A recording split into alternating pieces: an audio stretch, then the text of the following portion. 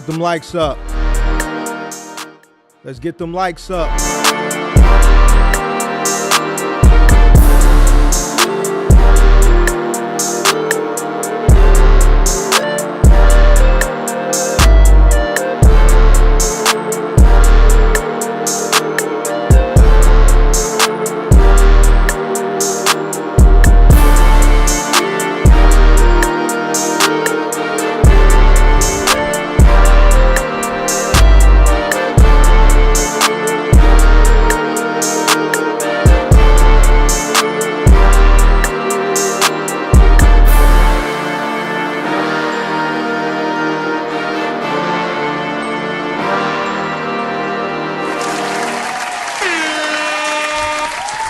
Welcome back. Thursday night edition live every Thursday night. You know where to catch me at. Come on in, hit the like button. Let me know where you are checking in from. Let me know where you're checking in from. Hit that like button. Shout out to Mark Brown, Heavy Goodman, Asthma Rolling. I see you. Alabama in the building. Kobe Curry in the building. Come on in. Sorry I'm late, but I was putting this together, right?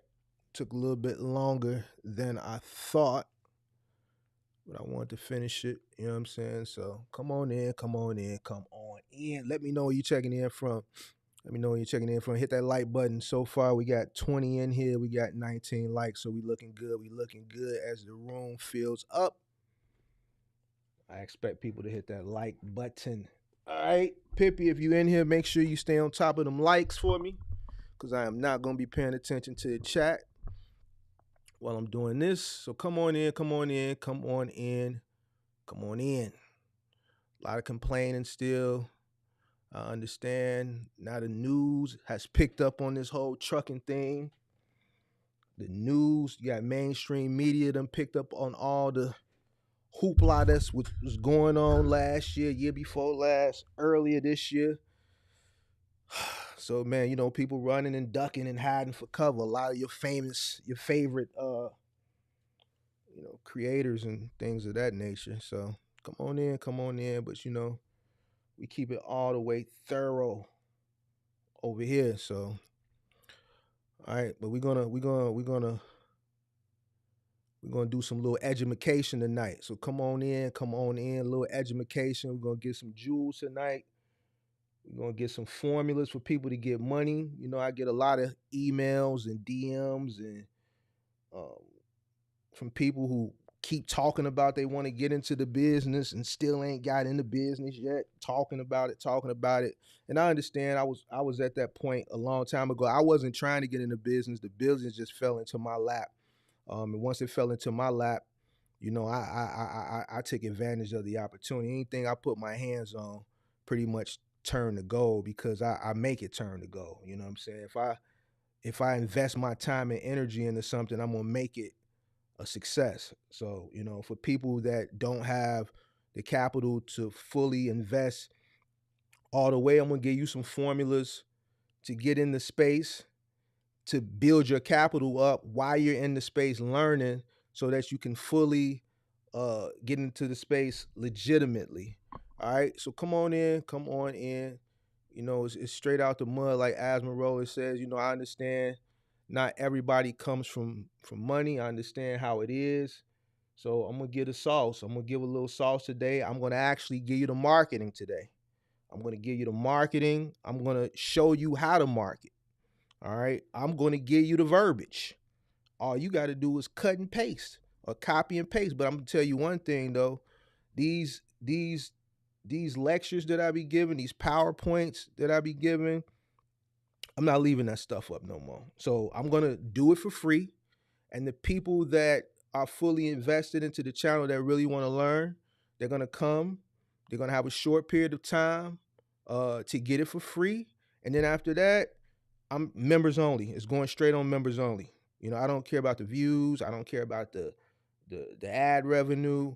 It's going on members only. If people can't hit the like button, then it's going to go for the people who I know are fully invested in the channel, fully invested in the growth of the channel, and give me the motivation to do this.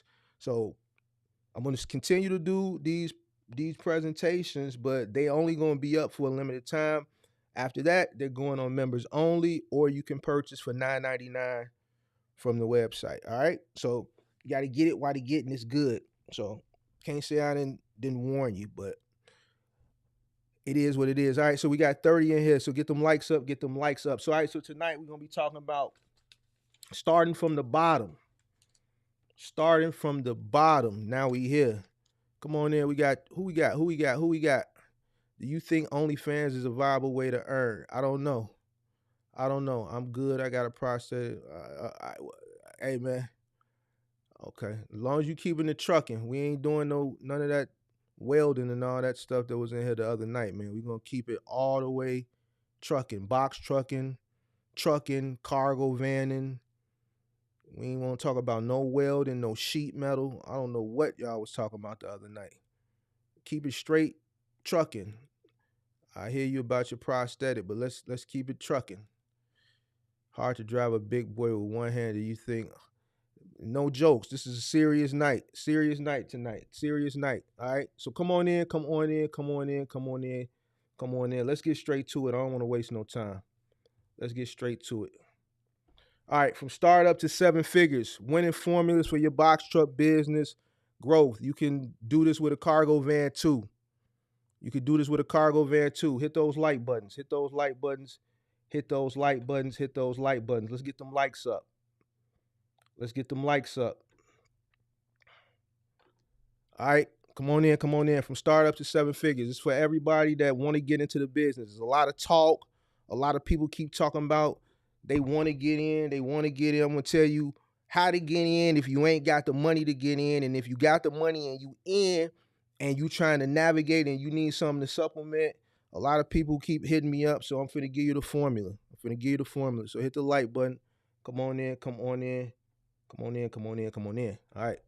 All right. So we want to focus on two apps. Well, one is a website, one is an app. One is a website, one is an app. Craigslist and Thumbtack. Those are the two things we focusing on tonight. All right. Remember, tonight, start up to seven figures. In order to get to seven figures, this is like a continuation of last week. So now we got to take it back so I could tell people how to, scale up if they ain't got it, if they got to get it out the mud. So from the startup, started from the bottom, now we here. These platforms can be used as a startup to gain inside knowledge, all right, experience and capital to legitimize your box truck business, or they can be used to supplement your existing box truck business, all right? For those that don't have the money to get a truck, if you got a little paper laying around and you can rent a truck, you don't have the money to fully get in legitimately. Now we are in a technological era where you can pretty much get into whatever you want to get into with the push of a button. You roll over, wake up in the morning, you grab your phone. If you want to be a caterer and you know how to cook, you can make plates and sell them online and people will buy them. If you know how to move things and you're good at maneuvering things because you've been doing it for a long time on side jobs, you can do some labor only jobs. Anything you want to do now, you can pretty much just do it. All right. Now, if you are in business and you're looking to maneuver, a lot of people have been hitting me up and they want to maneuver. They want to flirt with moving. A lot of people want to flirt with moving now. A lot of people are transitioning from OTR to middle mile, whether it be big and bulky or whether it be curbside. These are good ways to supplement your income. A few guys have come over to moving, and I told y'all that moving money was different, and y'all see it's different. Now y'all asking me how to market, so I'm finna show y'all all that tonight. All right, so but before we get into that, we need to start with the fundamentals, all right? Because I don't think a lot of people know the fundamentals of when you're dealing with direct to consumer, all right? It's different when you middle mile and you're dealing with a broker and you backing into a dock and they putting this stuff on the truck and you're driving and you're backing into another dock and they taking it off the truck. Or if you're doing final mile and you pulling into the 3PL in the morning, the logistics company, and they got all your freight laid out for you and you putting it on the truck and then you're taking it to consumer you know, you're not really doing that much. When you're starting a moving company, or when you're hustling on the side, or you're doing deliveries on the side where you're dealing directly with the consumer, all the marketing, all the branding, all that is up to you. And that's very crucial and it's very critical because that's going to determine if you're going to get jobs or not, how you're going to get the jobs, the reviews, all that plays a crucial aspect, it's a crucial part when you're dealing directly to consumer, directly with the consumer. A lot of people keep asking me how to go about it.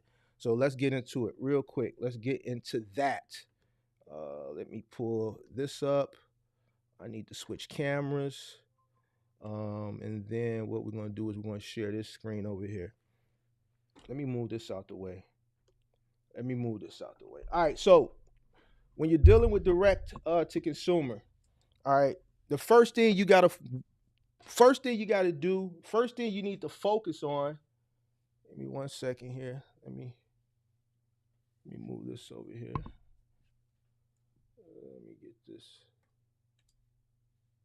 All right, the first thing you need to focus on is branding. Branding.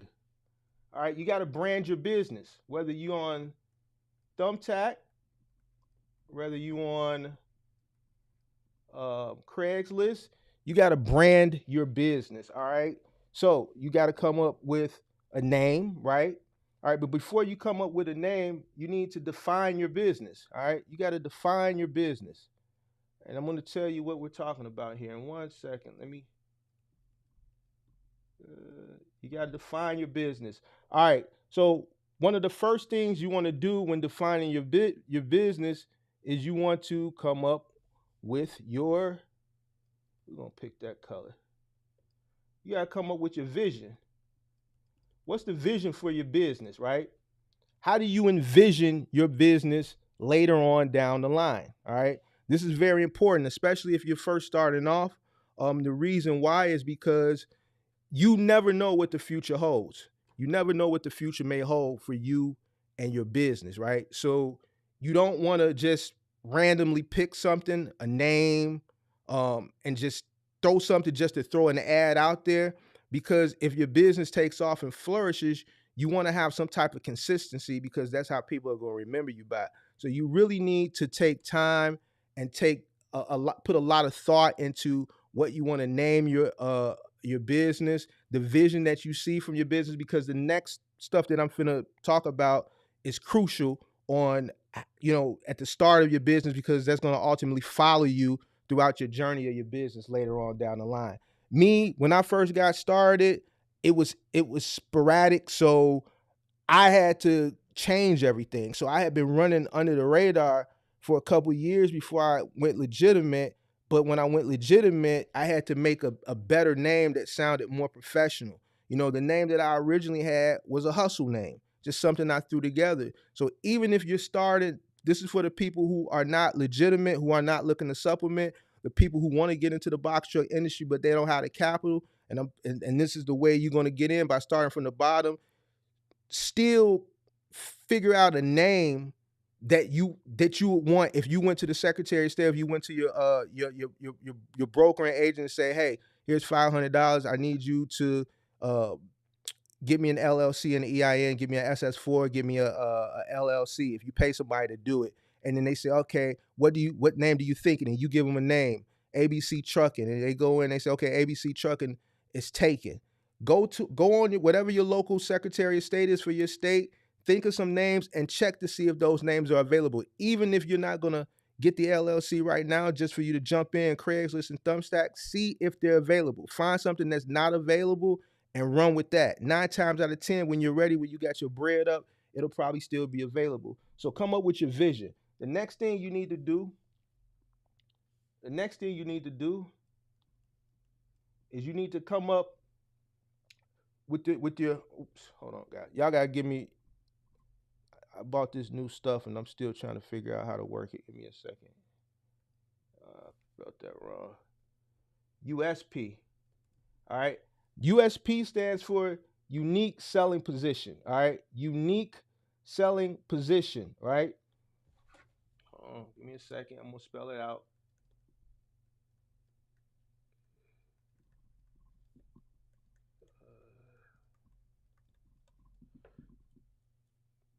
All right, so your unique selling position is going to determine what sets you apart from everybody else. All right.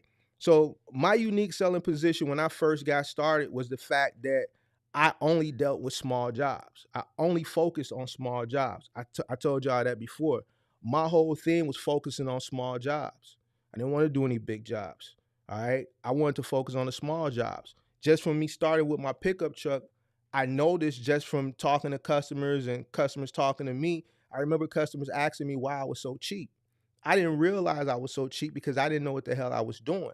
That is what gave me the motivation to go research the industry further, right? And then I realized how cheap I was.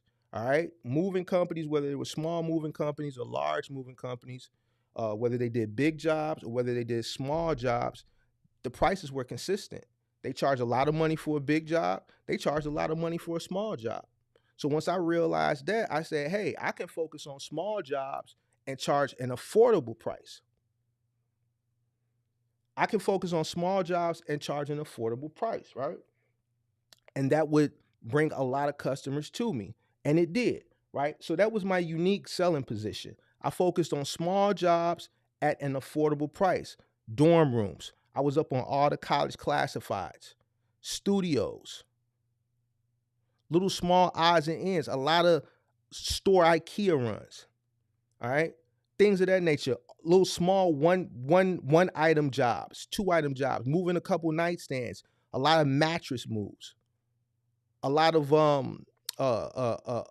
sofa moves. Shout out to Big Zo for the super chat. Shout out to Big Zo for the super chat. Appreciate that. Appreciate that. Hold on. Appreciate that. Got a new sound effect for super chats. Them coins drop. You're gonna hear them coins drop. So your unique selling position, what's going to determine what sets you apart from your competition.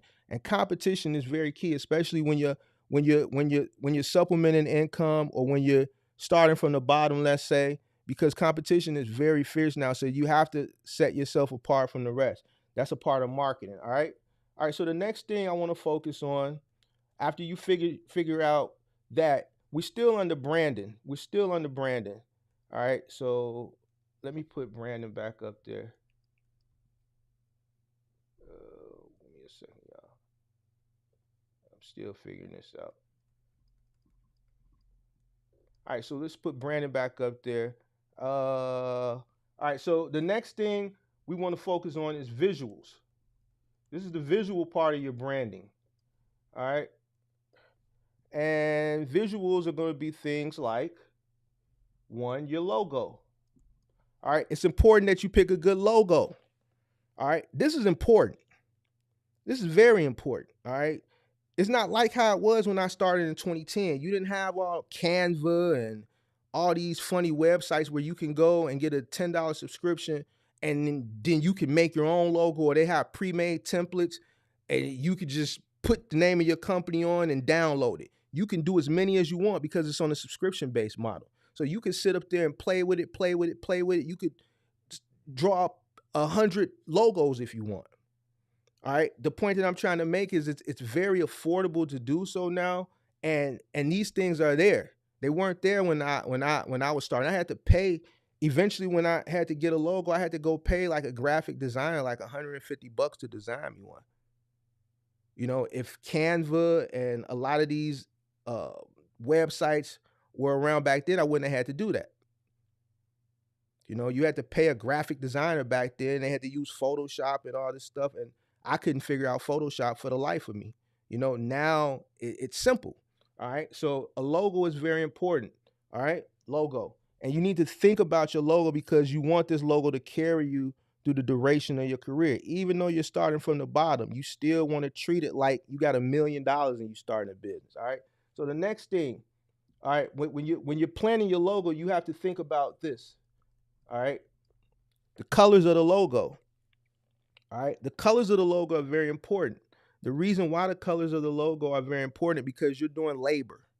All right. Whether you're doing moving, whether you're doing final mile. All right. Those two jobs specifically, you're going to be lifting stuff. Stuff is going to be rubbing up against you. All right. So you have to make sure that you pick the right colors. And that's going to go for both. One second here. Let me see some. That's gonna go for both the t-shirt, because you need a t-shirt, right? That's what your uniform is gonna be, right? And the logo. All right, so that goes for both the t-shirt and the logo. All right, so you want to pick the right colors. When you're picking a t-shirt for your uniform, for your crews, for your business, make sure you pick something that's not going to show a lot of dirt. You got to remember, you're doing a labor intensive job, whether it be moving, whether it be final mile delivery, you're lifting stuff is rubbing up against you, right? Middle mile, you could probably go with something bright, maybe like a bright orange. A lot of companies like to use bright orange and stuff like that. I've always used dark navy. The reason why I've always used dark navy, because as a crew is out all day sweating, they're lifting stuff, sofas are rubbing against them, boxes are rubbing against them. These boxes are dirty. Final mile, you gotta understand, a lot of this stuff comes from overseas, so it's been on a cargo ship. It's dusty. Then it goes into a truck, or it goes intermodal via freight trains. A lot of dust. It's being slid around. It's going on forklifts. It's back in another warehouse. Then it gets put on another truck. It's being moved around a lot, so a lot of that plastic has dust and dirt on it. And if you pick a light color like a bright orange or like a lime green, because a lot of companies pick stuff to stand out, that dirt is going to show. So by the time you do your first, second job, if you're on final mile, or if you do your first move, you're dirty. Now you got to go around the rest of the day like a dirt bum, or you got to switch your shirt out. You know what I'm saying? So it's best to get a dark color because it doesn't show up. Now, with that dark color, you have to pick a color palette that pops. Like I said, I always use navy. All right, so I always do red and Chicago blue. All right, we got like a special kind of blue for Chicago, for the Chicago flag. It's like kind of like a light colored blue, right? And it pops real good on navy, because you want your company name, you want your logo, and you want that phone number to pop out. So you're gonna pick a dark color shirt, my suggestion, to mask the dirt, and then you want to make sure that the color palette that you put on the shirt is something that's bright and vibrant, but not too bright, because you don't want that dirt to show. So like always, like a dark red or like a blue, because dirt doesn't show, really, really well on those colors, right? So also, when you're doing your visuals on your t-shirt, you may want to put a tagline. I don't put taglines on my uniform shirts, but like branded trucks, I'll put my tagline. Your business card, you want to put your tagline. Your truck, your website, obviously you want to put your tagline, but that's something that would go with visual. Later on down the line, your logo, your colors, you also have to think, like I said, about later on down the line, but not too later on down the line for this particular form of marketing, which would be your business cards. Oops. Let me see. Let's put it over here. Your business cards. All right. That's very important, right? And then later on down the line, this is when you really getting bread and you licensed, you really making money. Your vehicle wrap. All right. And that doesn't have to be a full wrap. You could just get your truck lettered. You know what I'm saying? So all that's important. So you want to think about your color combination, your color palette, all that stuff at the beginning, because as your business continues to grow, you don't want to get to switching your name. You don't want to get to switching your logo and your colors, because you jumped out there too prematurely and you didn't give this stuff much thought. I wish somebody would have been around to tell me how much this stuff matters at the beginning and how important this stuff was at the beginning, because I had to switch up some stuff a couple of times, right? I had to switch up some stuff a couple of times because I was in a situation where I just went on Craigslist. I saw an ad, I put an ad up, and I got a call, and the rest is history. Box trucking wasn't something I was planning on getting into. I was in a back against the wall situation. I saw an opportunity. I tried it, and God, it worked out for me. Luckily for y'all got somebody like me that's telling y'all things that y'all want to put thought into from the beginning of your business. All right? All right, so let me clear this out, guys. Let me swing back over here. Should I push that button? Yeah. And then let me go back to this PDF. All right, so those are crucial things, all right? So keep that stuff in mind. Now, marketing your ads, all right? So You want to craft a catchy and descriptive title that grabs attention and clearly conveys the service you offer. Include keywords such as affordable, reliable, or experienced to attract potential customers. It goes back to what I was talking about the other day, or either on the Wiseman podcast or maybe the podcast, the live I did Sunday. How I always say experienced and tenure. The reason why I always say experienced and tenure is because my audience, my subscribers, the people that watch me, if it's somebody new that's watching, the way I capture you is I let you know that I'm experienced, right? I let you know I'm not new. It's not a 1-2 year guy. You're talking about 14 years. So I tell you experience, experience, experience over and over and over again. And that makes you go do the research. You go look at the back catalog of videos. You hear me speak. And just from hearing me speak, you could tell, well, yeah, this guy knows a lot. What he says makes a lot of sense. He has extensive knowledge on this. Same thing when you're crafting an ad. You want to put certain keywords that jump out to the consumer. You want to make it simple and straight to the point. Less is more.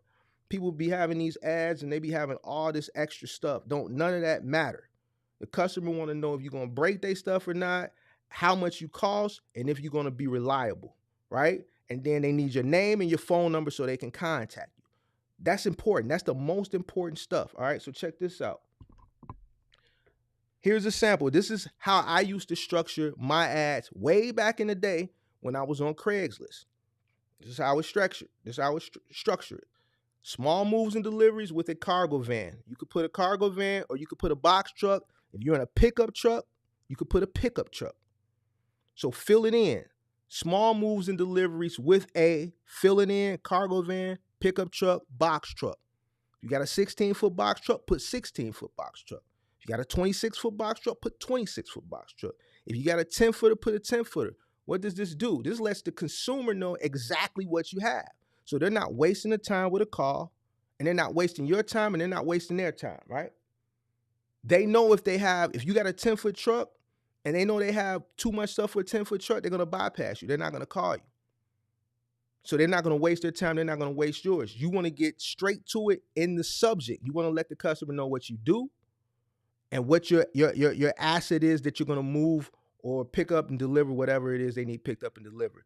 All right. Then in parentheses, you don't put this in the title. Just put it in parentheses at the end. Affordable and reliable. Affordable and reliable. All right. Now, once they click on that, it's going to open them up. And then you're going to see this. All right. This is what I would put. Trust the experts at the name of your business for all your small moving and delivery needs. Experience the difference in service quality and professionalism. We look forward to serving you soon. Simple. I'm not finna write no Bible scripture. Write something that's very professional, right? It shows that you have some type of intellect, okay? After that, you go into your prices. You don't bait and switch them, all right? You want to put your prices up there. A lot of people don't want to put their prices because they want people to call because they have no price structure. To smart people, they know that those ads are a scam. They're going to just make prices up as they go along, all right? People know this. So you don't want to be one of those guys. You want to put your prices up there. 2 men, $100 an hour with a 2-hour minimum. 3 men, $150 an hour with a 2-hour minimum. That's your price. That's your price. I don't care if you're in a cargo van, a 16-foot box truck, a 26-foot box truck. That's your price. And you increase it by $50. If you got a 26-foot box truck and somebody call you for a 3-bedroom house move or 4-bedroom house move, $200 an hour. 5 guys, $250 an hour. All right. This is how I want you to start. My prices is different. They higher. But to start off, this is what you should be charging because you're not experienced. This is an easy price structure for you to start off with. Back in 2010, when I started, prices was lower than this. I was charging, my first move that I was doing when I was on a pickup truck was $30 an hour for 2 men. That's it. Well, no fees and none of that. It was just $30 an hour. Guy with a pickup truck. That was the ad. All right. Once I moved up and started renting a truck, I went to $75 an hour with a 2-hour minimum and a $50 truck fee. And then obviously the truck fee increased over time. We went legitimate, obviously more expenses. I got a warehouse. I got all the stuff that comes with scaling the business, more trucks, paying taxes, unemployment insurance, Social Security, Medicaid, Got to get the grass cut, got to get the snow plowed. So obviously my prices continue to grow up, right? But this is where you start at. Now, truck fee, $100 truck fee, right? Nothing less than $100. We in 2023 now. Nothing less than $100. Don't hit my DM and say, Mark, I follow you, man. You know, I'm doing the moves, everything great. Well, what you charging? And then you tell me you charging $50 an hour. You charging a $50 truck fee. All right. $100 ain't nothing less than $100. $100 truck fee. The only thing you're gonna do less than $100 is if you're doing move and you got a van. Then you charge a little bit less for your van fee. It's $75.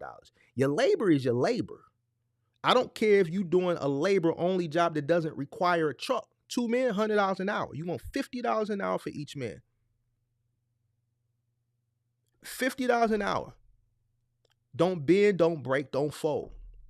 If somebody wants to Jew you down, don't do the move. A person that can afford to pay $100 an hour for a very labor-intensive job that clearly they don't want to do themselves, it's some BS in the game somewhere. That's a move that you don't want to do. Trust me. Now, going out there and let somebody Jew you down to $85 an hour, $75 an hour, it's going to be a move from hell, and you're going to say, man, I wish I would have listened to Mark. The poorest of the poorest people who don't want to move themselves will pay you $100 an hour. If somebody's trying to Jew you down, lower than $100 an hour, run. You don't want to do the job.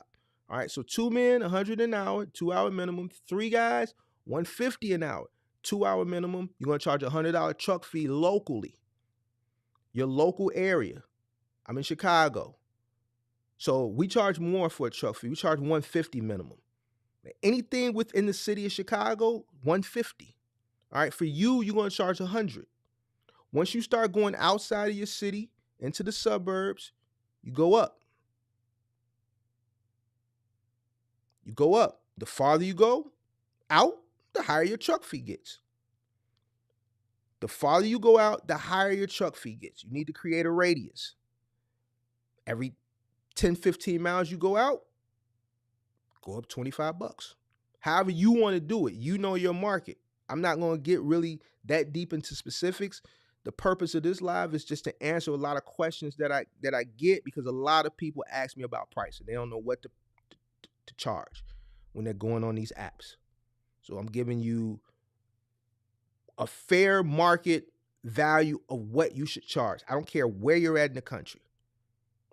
I don't care where you're at. So this is what this is for. This is an advanced pricing structure. This doesn't include material costs, none of that. You're going to include your material cost and your truck fee. That's why I say $100, and that's why I say don't bend, don't break, don't fold. If you follow this method, you won't lose. Stick to small moves. 1 bedroom and below. I'm gonna before the end of this move, I'm gonna show you where to get your shrink wrap. I'm gonna show you where to get your tape. I'm gonna show you where to get your moving blankets, your straps. If you're doing a 1 bedroom or less, you should not use a whole roll of shrink wrap. Maybe a half a roll to 3/4 of a roll.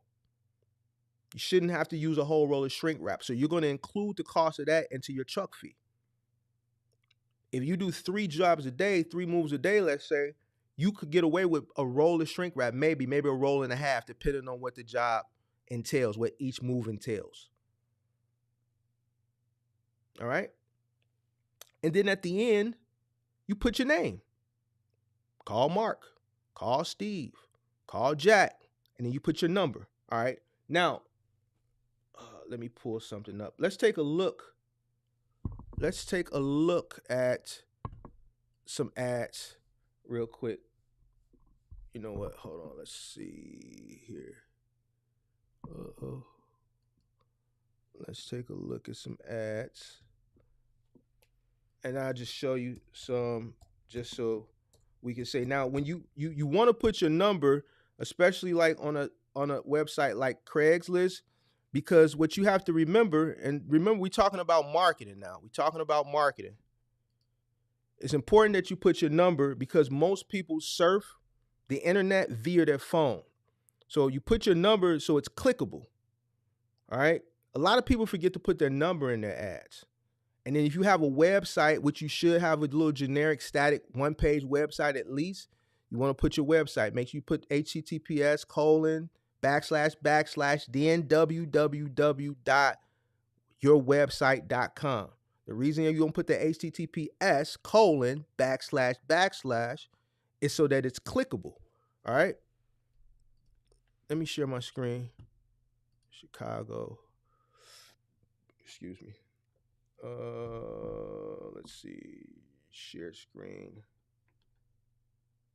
Oops, I gotta come out of that. Now we can share screen. We want to share Safari. Yeah, we want to share. Nope. Not that display, primary display, not that screen. Hold on, what screen we want to show? We want to show this screen. Hey, listen, y'all bear with me because I got a lot of stuff over here, and I ain't no professional like person like that. All right, so boom, this is Craigslist. All right, so for Craigslist, this is where you're gonna post your ad. You're gonna post it under services and under labor and moving. All right, now I'm trying to center this. I'm sorry, guys. I ain't like I don't know how to switch these screens and share all the screens and shit. So excuse my language. All right, so let's take a look at a few of these ads. A few good men to help you move. That subject sucks. Goes back to what I said. It's not telling me nothing. Everybody on here is a few good men that want to help somebody move. Tell them what you want. Tell them you're affordable and reliable so they can click. All right, now they got their pictures up and they're showing that they're uniform. They got their number, a little flyer. All right, they got all this stuff written here. No one cares about all that. No one cares. They don't have their number up here. There's no number. Remember, people are searching on their phone. They're searching on their phone. If they see something they like immediately in the ad, at the end, your number is going to be they can click it. This doesn't have a phone number. This ad sucks. You see these guys? These guys suck. All right? That's not a good ad. Let me find a good ad. All right, this one. This is how I started. $30 an hour, movers, moving, landscaper, hauling, landscaper. So he's letting you know he charges $30 an hour. He's letting you know he does moving, he does landscaping. He's getting straight to the point. All right, he has a little flyer, which is good. It doesn't hurt. If you want to get a flyer made, you can. He got a website. He's paying extra for the 1-800 number. You could pay $19, $10 for the 1-800 number. It makes you look more professional. What else? He's letting you know what they do. He has his prices here. A lot of reading. He's putting reviews in his ad. I wouldn't recommend that. If you have reviews, you check out our reviews on Yelp and put the link. You don't have to list reviews because people ain't finna read all this. They're not finna read all this. You just check out our reviews on Yelp. Yelp will give you a static code to pay somewhere else where you'll see a Yelp logo and it says, check out our reviews here, 58 reviews. Check them out here. All right. Now, they got their number. So if a person is looking at their ad, they could just click on their number. This is a decent ad, but I think they got too much going on. All right. Let's look and see if we can find one more good one. Here's one I clicked on earlier. All right. Here's an ad. They got a nice flyer. What's missing with this ad? No, this is a good ad. This is the one I seen earlier. I looked at. This is a good ad. They got their price points. They're very cheap. Remember what I said, that the market is very competitive. You know what I'm saying? $60 an hour is cheap. All right. So you figure if you got two guys out there, if you're paying them $20 an hour, you're making $20 an hour. This is too cheap. All right. So we already know who Kingsley Movers are. We already know how they coming. And this is what's going on right now in this country. And this is why a lot of legitimate moving companies are struggling. All right. Um, because of this. If you know, you know. I'm not gonna go into details because that's not the purpose of this live. But $60 an hour is very cheap. 3 men for $85 an hour is extremely cheap. All right. You're getting 3 guys for under $100, 4 guys for 110 an hour. All right. This is very cheap. But the reason why I wanted to show you this is because to let you know it's competitive out there. So your marketing has to be Trump tight. Some customers don't want the cheapest. They'll ask you, why are you so cheap? You don't want to be the cheapest and you don't want to be the most expensive. You want a competitive price somewhere right in the middle, but very competitive. You don't want to be too high. You don't want to be too low. You want to set a competitive price. This ad looks good. You know what I'm saying? This is a really good ad. They got their number there so the person can click on it from their phone. They have their pricing. I don't agree with their price point, but it is what it is. All right.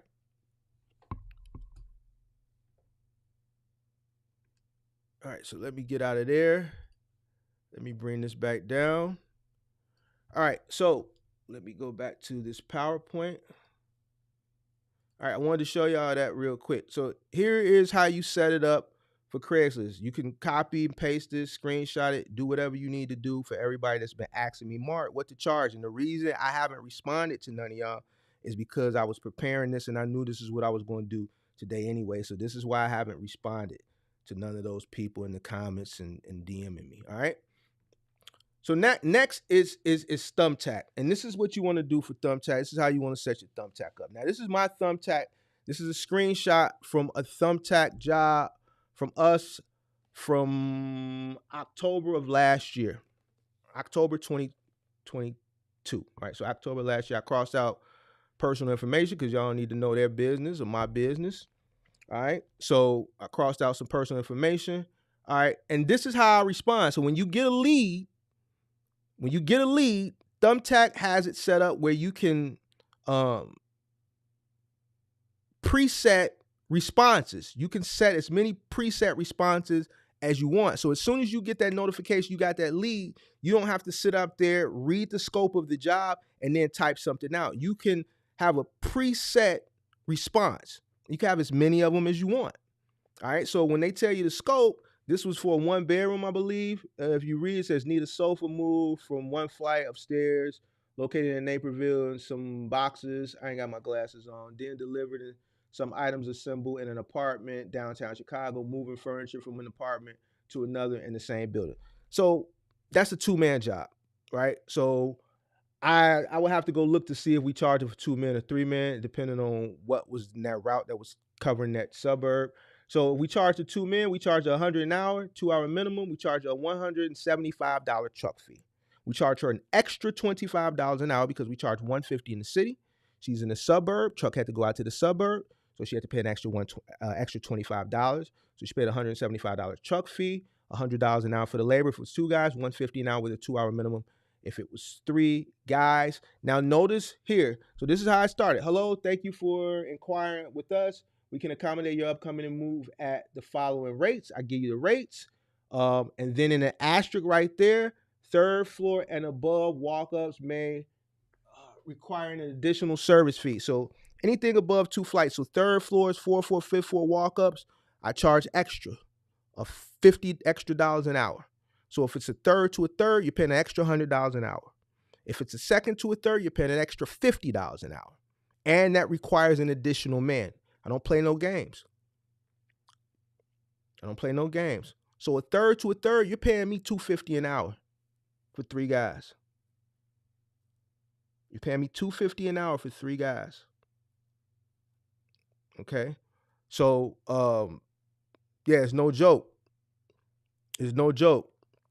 All right, so that's how you structure it on Thumbtack. And that way, because now remember what I told y'all, Thumbtack is a lead generating service. You're not the only person they may be sending a lead to. They may send that request for a pricing to 2 or 3 different other people. So if they send it to 2 or 3 other people, now you're competing with 2 or 3 other people for that job. Thumbtack has made their money. They charge each one of y'all for the lead. So if that customer hit 4 people up and Thumbtack is saying, okay, this is a $10 lead. They just made $40. So it's a race to the finish for who's going to book that job. So as soon as you get the notification, boom, you read the scope of the job, you go to the predetermined quote that you got that fits that job, boom, you send it. Now, after you send it, you immediately call them. You see right here where it says, hold on, let me get my cursor. Where it says click to show number. Where it says click to show number, you click that link and you call them people right away. You click the link and you call the people right away. So after you send them your quote via Thumbtack and they get it in the app, you call them, because a lot of people don't have the app.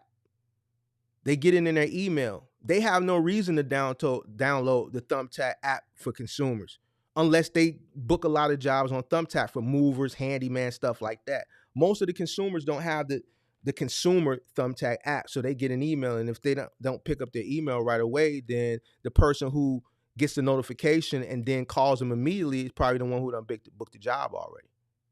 Now, as you can see, we booked this job. As you can see down at the bottom, it says I confirmed it, so that means we booked it. Because as soon as the notification goes off, I'm on top of it. Boom, I hit the predetermined quote after I read the scope, and then I call immediately. And I close the deal. Why? Because I paid for the lead. I'm not finna pussyfoot around and Thumbtack will show you this person reached out to 3 other people. So now I'm in a race with 3 other people.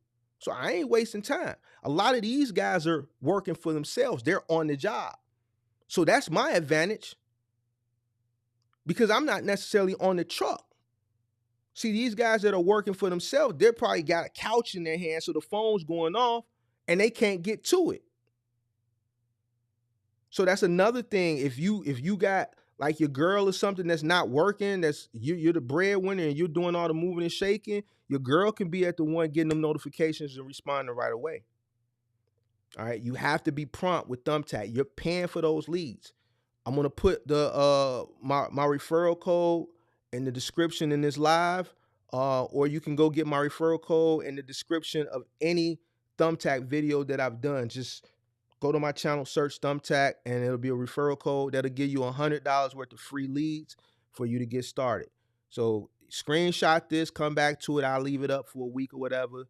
And this is how you respond. Simple, straight to the point call. Simple, straight to the point call. You don't have to make it pretty and none of that. They don't care about none of that stuff.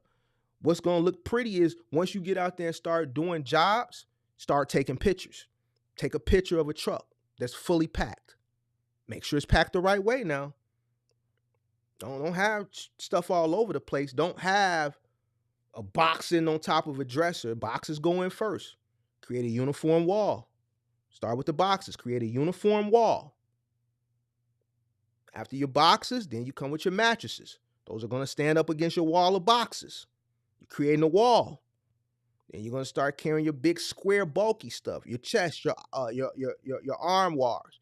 You're building a wall. After you build your wall, then you come with all the miscellaneous stuff. You don't waste floor space on little things that can stack on top of other things. Pillows and big falupa bean chairs and all that stuff. We call those fillers. You use those, you fill in gaps. Teach yourself, make sure you learn how to pack a truck efficiently. Packing a truck is very important. Why? Because if you don't know how to efficiently, effectively pack a truck, and you get to one of those moves where the truck is big enough, but you didn't pack the truck correctly, now the truck is full and you're moving stuff around and you're charging the customer $100, $150 an hour. And now they're getting impatient and they're getting upset because they realize you're not as good as you said you were in your ad. And that's going to be detrimental to your reputation going forward. It's going to be very detrimental to your reputation going forward, and I will explain later. All right. So now let's get into some final mile cargo van box truck formulas. All right. There was a lot more stuff that I had, but I had to like I always do, like I'm trying to really get these live down. So I really took a lot of stuff out and I just got some key important things here. All right. Try to get routes with a lot of pieces with the fewest stops. This is for my cargo van people. This is a formula for success. If you're running dedicated, this is dedicated now. Now we talking about dedicated.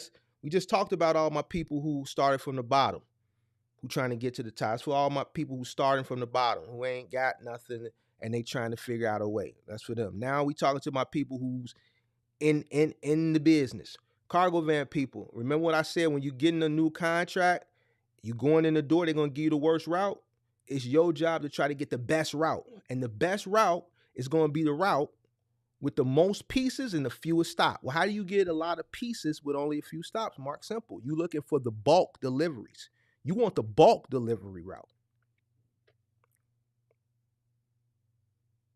What do you mean the bulk delivery route? Okay, it's the route that's got pallets. So boom, when we were doing Office Depot, I dealt with the schools, the public schools, the county hospitals, the county courthouses, the big warehouses. Why? Because they will order pallets of copy paper.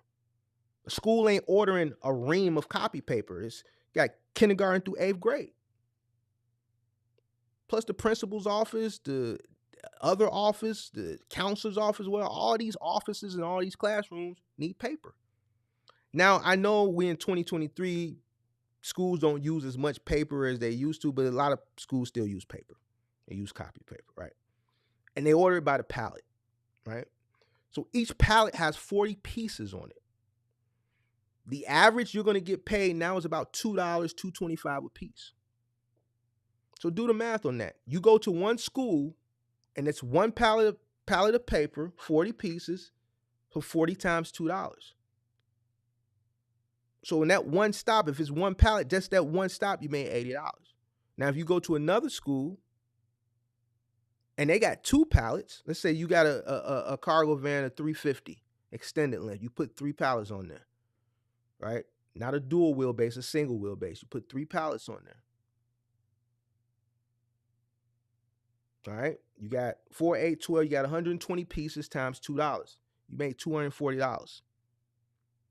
And all you got is 3 pallets. Let's say you got to go to 3 stops, a pallet to stop. Versus a person who has a typical route that's doing, residential stops or small business stops, the average piece count per stop is 1 to 2 pieces. That totals out to about 50 to 60 stops. I had trucks that were doing 50 to 60 stops. I would put my best drivers on those counts. Q and this dude, Hector. I stole him from FedEx. He was my best guy. He came from FedEx. He was used to doing 200 plus stops a day. So these 50, 60 stops, like I said in the video that came out yesterday, this guy was back at the yard by 11 o'clock. I didn't believe it. The first day he was back by 11. I didn't believe it. I thought he took the stuff and dumped it somewhere. But I never got a call that didn't nobody not get their stuff. He was just a lot more efficient because he came from a company that was used to doing more stops. So your average residential or small business orders about 1 to 2 pieces. So that's about 50 to 60 stops. That's a lot of stops.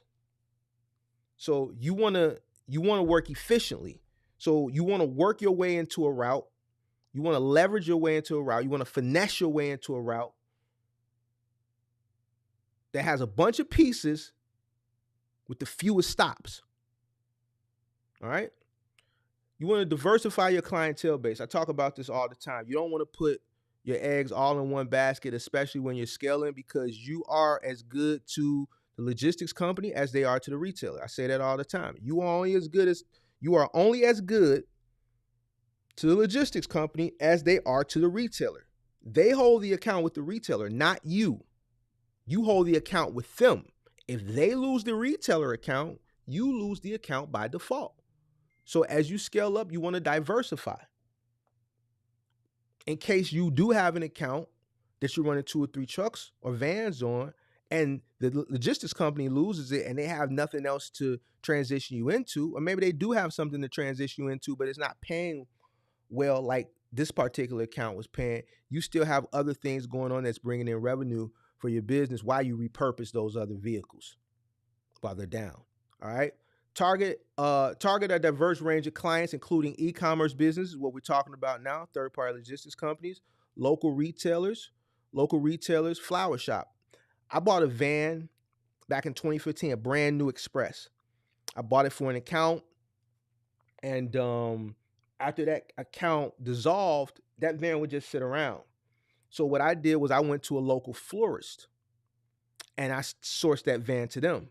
So, or you can go to like a local furniture store, like an independent furniture store.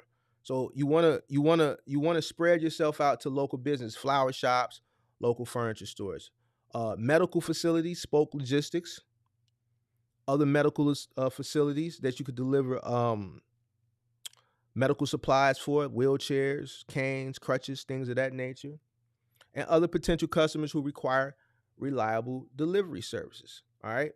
The best way to acquire services is to market yourself, like I said earlier. Make sure you got business cards. Make sure you have a uniform shirt. You should be a walking billboard for your business. Every single day, you should have your uniform shirt on. It's imperative. Make sure your workers have their uniform shirts on. It's imperative. There has to be some type of uniformity with your business. It shows professionalism. All right. Develop partnerships with local businesses or online platforms to secure consistent, recurring delivery contracts. Gig apps. There's a bunch of startup companies now, like bellhops and things of that nature, that have vehicles, right? That that don't have the service providers built up. So what they do is they partner with smaller companies or independent people who they can rely on until they get enough service providers on their platform. I remember a startup company called Schlepp, SCHLEP. They were a startup back in 2014. Actually, they're an app, and Dolly. I know some of you guys are familiar with Dolly. These are both startup apps that were started up here in Chicago. Now, when they started up and they launched these apps back in 2014, 2013, 2014, 2015, 2014, 2014, the problem was they had so much money in VC money for venture capital funds that they were marketing their apps to the consumers, and the consumers were coming onto the app booking jobs like small moves and deliveries, but they didn't have enough service providers on the app at the time. All right, we got 71 people. We got 62 likes, guys. Please get those likes up. Please get those likes up. I'm okay with the likes, but just get them up. Let's get them up. So basically they had a lot of VC money. So they spent a lot of VC money in marketing and advertising, but they market and advertise to consumers. They didn't market and advertise to service providers. So people were coming on the app, booking small little pickups and deliveries, IKEA runs and stuff like that, but they didn't have nobody to service them. I got commissioned by both Dolly and Schlepp. They just went down the phone book or the Google at that time, and they would pay us a premium to service a lot of those jobs that were on the app because they just didn't have enough service providers. The reason why they found us is because we were out there. There's a digital footprint. So whether you're a licensed business or not, if you're a licensed business, you definitely need a website. I'll talk about that on another video at another time, how to set it up, the cheapest way to set it up, whatever, all that. If you're licensed, you're legitimate, you definitely need a website. You need a digital footprint.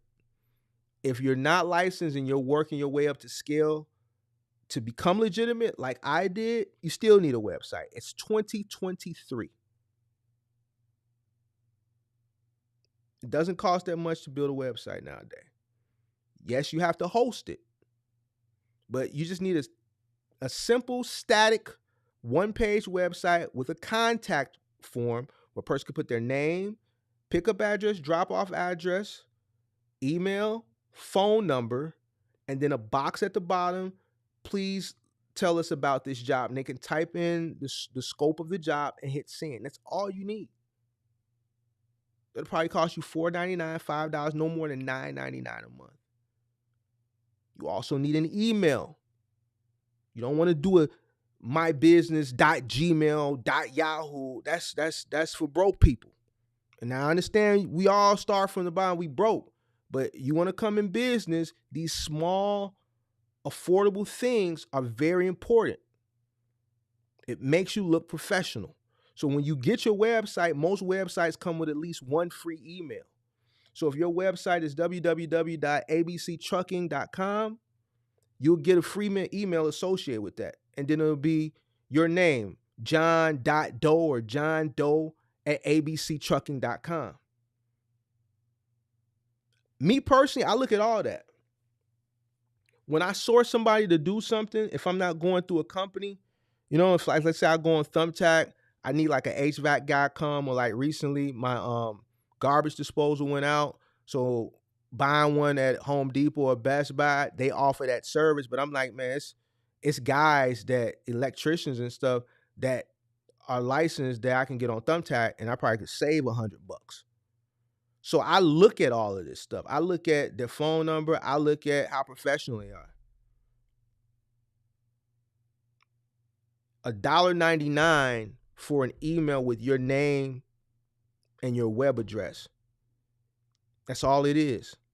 If you don't get it for free, the most it's going to be is $1.99 a month. And that goes a long way. Goes a long way. All right. Leverage technology and automations. Utilize technology solutions such as GPS tracking, electronic proof of delivery, call them EPODs, systems, and online booking platforms to streamline operations and enhance customer experience.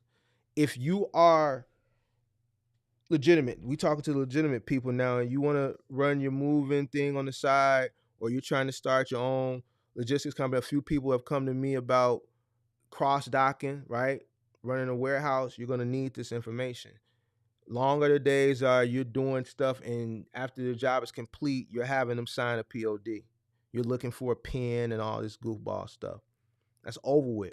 If you're going to run a business today, you have to source or you have to pay for a subscription for an EPOD. Everything needs to be done via your phone.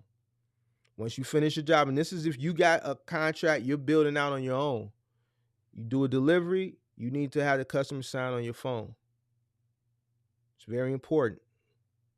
Once again, I'm talking to all my legitimate people who come to me and say, Mark, I want to transition. I want to start my own logistics business. I got a contract with a local furniture store. All this stuff is important. If you got a local furniture store that's coming and say, man, how much can we, if you do all our deliveries, we got about 10 deliveries a day. Tell me how would you go about it? You're going to need all this stuff. You're going to need a POD system. It's very important. Look the part, be the part. Look the part, be the part. All right. Let me move myself out the way. Continuously improve and adapt. Regularly evaluate your performance metrics. Always keep up with what's going on. Just like how Amazon got metrics, you should have metrics too. All right. Including delivery times. Listen, this is important, especially if you're running final mile. If you're running final mile, whether it be curbside or whether it be big and bulky, after every single customer you deliver to, within 24 hours, they get an automated phone call for a survey. And in that survey, they're rating you. I talk to a lot of logistics companies behind the scenes. And the main reason they boot somebody is based on their reviews. Their surveys, I mean. Surveys that get you kicked off a platform. Surveys that get you kicked out of a logistics company. Surveys will result in you losing an account. All right. So if you're trying to build your business, your logistics business or your final mile delivery business, you're just direct to consumer, dealing directly with the consumer delivery business, you have to be up on these delivery times. If you tell a customer pickup is going to be at this time and drop off is going to be at that time, then you need to make it happen, hook a crook. If a customer calls you and say, hey, I placed an online order with IKEA. It's going to be at the IKEA out in Schaumburg. They're telling me a delivery of next week. I can't wait till next week. Do you have an on-demand service? Yes, we have an on-demand service. When can you do it? Can you do it today or tomorrow? Yeah, I can send a truck tomorrow.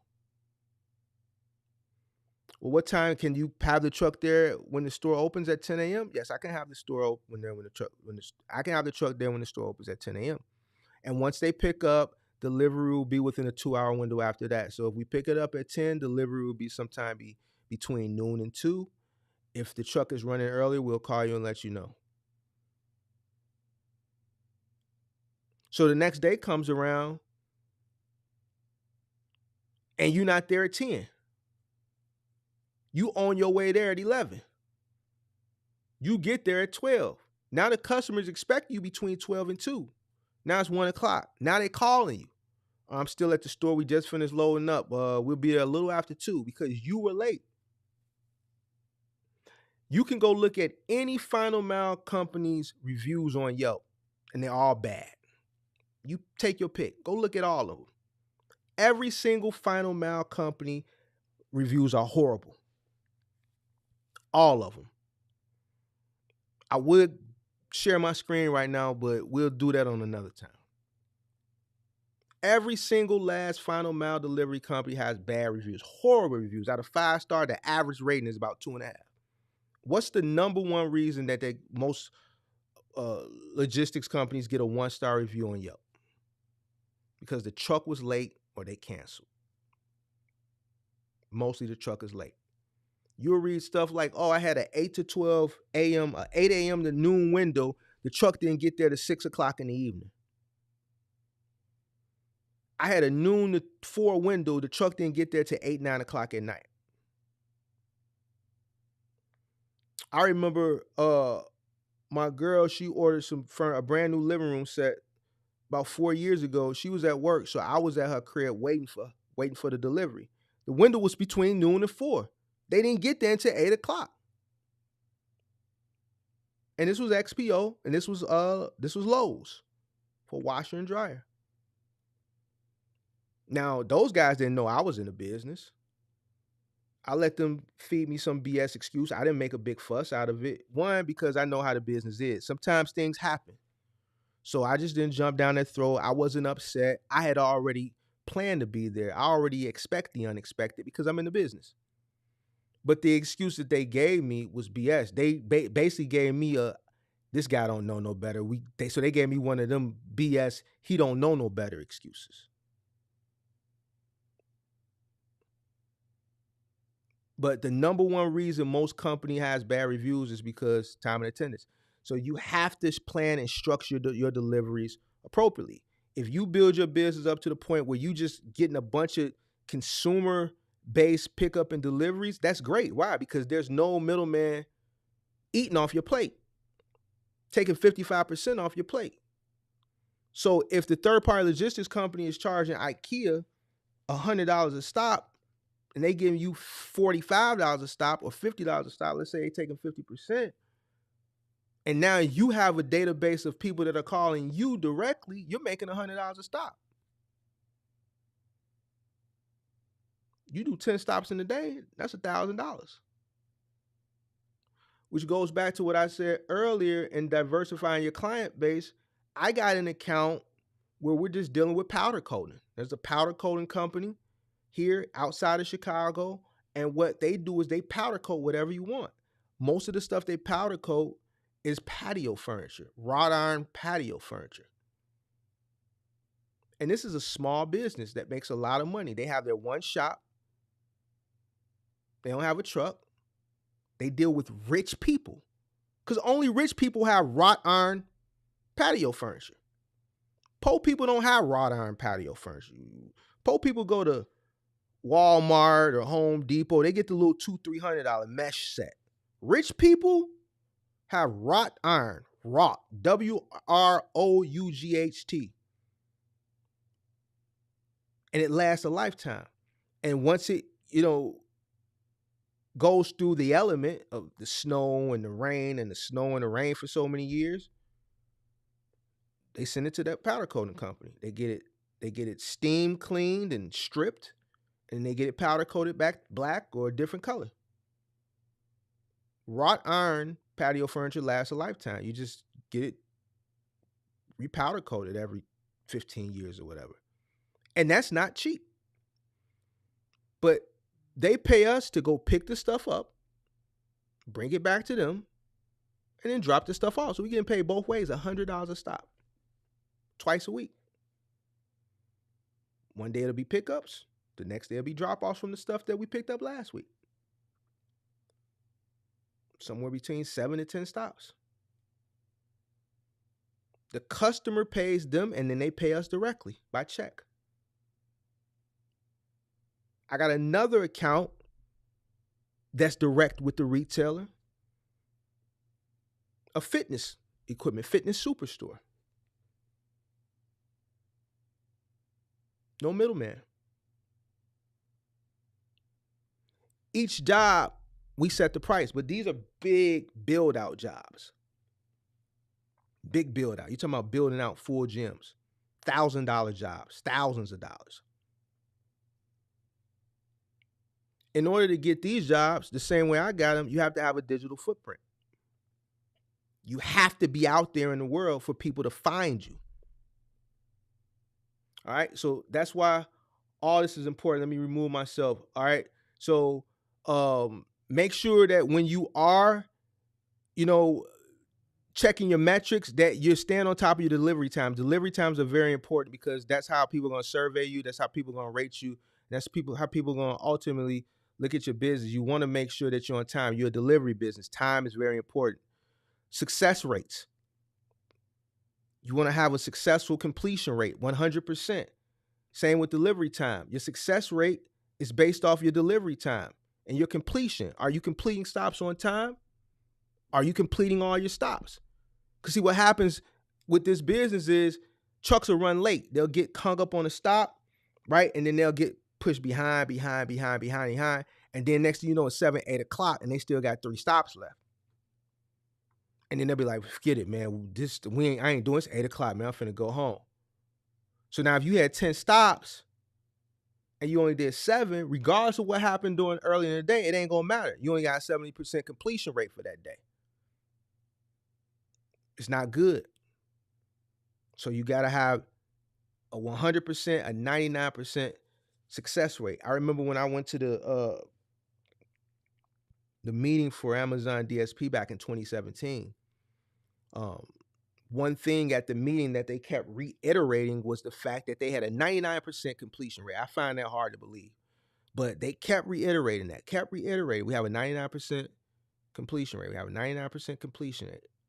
I really find that hard to believe, but your success rate is very important with delivery, on-time delivery, completion. If a customer took the day off of work because they got a stove coming and you gave them a window 24 hours ago between 4 and 8, they're expecting that refrigerator between 4 and 8. The worst thing you can do is if you got 10 stops and that's stop number 9, but you got hung up earlier in the day and you just finished stop number 7, you still got 8, 9, 10, it's 8 o'clock. And you be like, man, I ain't finna do this. 8 o'clock. Now that person done sat at home all day. It's already 8 o'clock. And then they get that call, they don't get a call at all. They already got rid of their new refrigerator, so they got a big empty space right there. And they don't get no refrigerator. They're going to raise holy hell. So this is very important because if you are blessed enough, like I've been, to be able to get direct contracts, you're going to get that call. The stress that the third-party logistics companies have dealing with the independent contractors, you inherit that stress now because you're dealing directly with the retailer and they're dealing with the consumer. So something to keep in mind. Customer satisfaction, obviously, I don't think I need to go into that. Seek feedback from customers and adapt your services based on their needs and preferences. There's apps that you can get now, and this is later on down the line, for people who want to ultimately deal directly with companies. You want to get one of those apps like SurveyMonkey. That's a good one, that after you service the customer, their email is already in your system. It sends them an email and asks them to do a survey. Those surveys are good because it kind of helps you keep abreast of what your trucks are doing and the service quality that the people that are working for you are providing, because they'll tell you anything. You'll do a ride along or you'll do a pop-up. They're going to get their act together. You really want to know what's going on out there when they least expect that you're watching them. That's why those surveys are very, very important. And that's why every single logistics company does surveys nowadays. So you need to do them too. All right. So see feedback customer data. Okay. Stay updated with industry trends, emerging technologies, and best practices to remain competitive and identify new opportunities for growth. The part on this that I want y'all to focus on is identifying new opportunities for growth, right? I did a coaching session the other day with a person, and I told him, like, your time to strike is now, you don't realize it.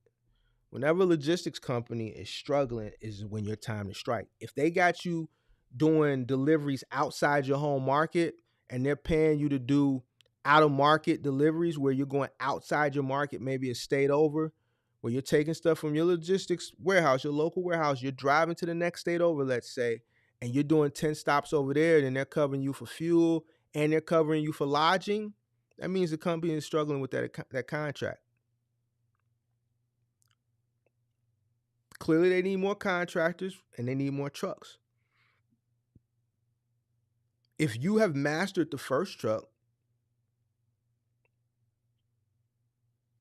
and you have working capital, you're solvent, you got money to play with, you've been thinking about scaling, now's your time to strike. That's your opportunity for growth right there. If you've been doing an exceptional job, there's no doubt in my mind if you go to the operations supervisor and say, hey, do you have room for me to onboard a second truck? Clearly, they're going to say, yeah. Do you think they want to pay you to go outside the market? Of course not. Do you think if you're inside your market, they really want you doing 25 stops? Of course not. Because that's detrimental to the efficiency. 25 stops is rough. That's curbside. Let's say 15 stops for final mile. That's rough. Because they have a shortage of other ICs. So now we need the ICs here to take an extra 2 or 3 stops a piece. I remember I ordered this is some years ago. I ordered a living room set when I first moved in here. I was the first stop. This truck was so packed that my sectional was strapped to the back of the truck. The door was closed and they had it ratcheted to the back. It was in a plastic. They had it ratcheted strapped to the back of the truck. 26 footer. So, a lot of these logistics companies are struggling. So if you're in a position and you see that they're struggling, that's your opportunity for growth. That's when you strike. When I saw Dynamics and they offered me the opportunity, and when I got in there and I saw how bad they were struggling, and every time they say, can you bring on more and more and more? I kept bringing them on. It got to the point that they called me every day and asked me for an additional truck, that I would just schedule an additional truck because I knew they were going to call me. And if they didn't call me for any reason, I just pay that guy who I scheduled to come in for 2 or 3 hours for coming in and send him home. You got to see your opportunity. You got to take advantage of it. You got to know how to read the room. You got to know how to read these logistics companies. But that's only if you're ready. You may not be ready. But if you're ready, you got to know how to read the room, and you got to know when it's your time to strike. All right, so let's get back into one thing also that I need to cover. Let's see here. Let's move this up. We want to go here. Nope, we don't want to go there. We want to go here. All right, so I want to cover one more thing. And this is very crucial to your business as well. It's very important. A lot of people take this for granted. A lot of people take this for granted.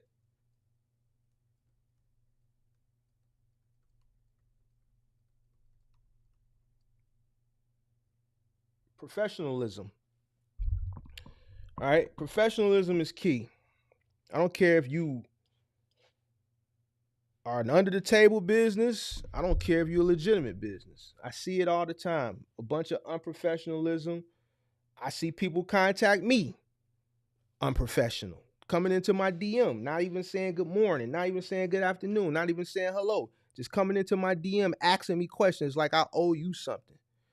All right, that's unprofessional. You're coming for free advice, hoping I respond to you in a DM, and you don't even say hello. It's unprofessional. I'm a professional. You greet a professional with professionalism. So let's talk about professionalism. All right. One thing that's key and why professionalism is very important is because of your reputation. Your reputation is very, very crucial. All right. Your reputation is what's going to make you or break you. And how? All right. You got a moving company, you got a final mile delivery company, right? You go out, your guys ain't got uniforms, they cussing in the house, they taking smoke breaks, this, that, and the third. What's going to happen? They're going to finish the move. And then what's going to happen is the person is going to go to a website called Yelp. And what they're going to do is they're going to write you a bad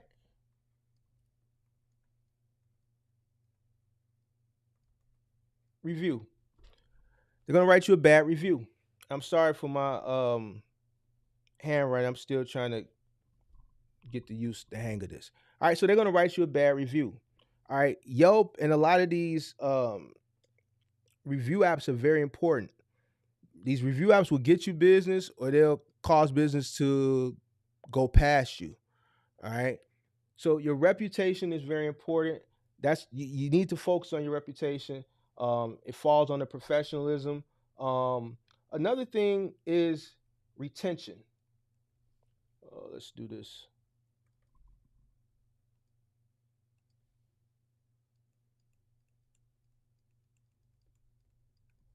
You want to retain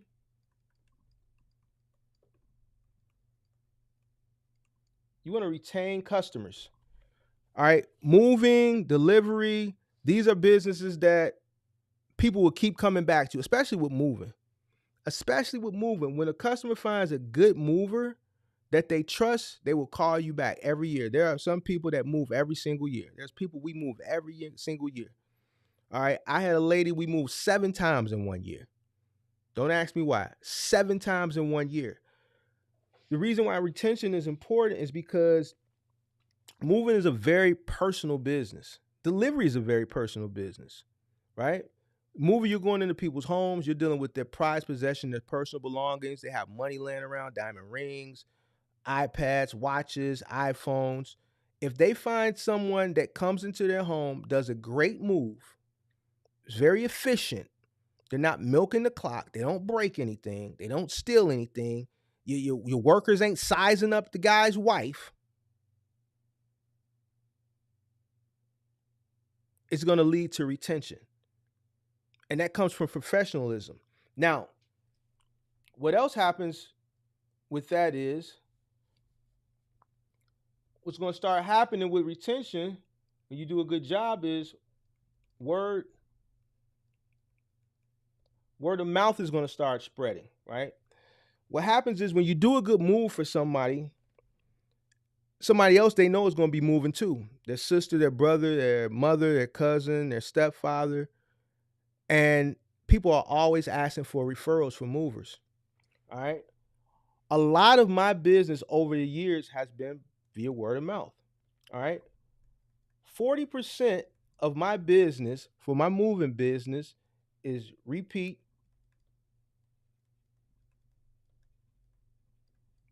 customers. We move the same people every year, 40%. Another, let's go lime green. Another 20% is referrals. So that leaves, let's do orange.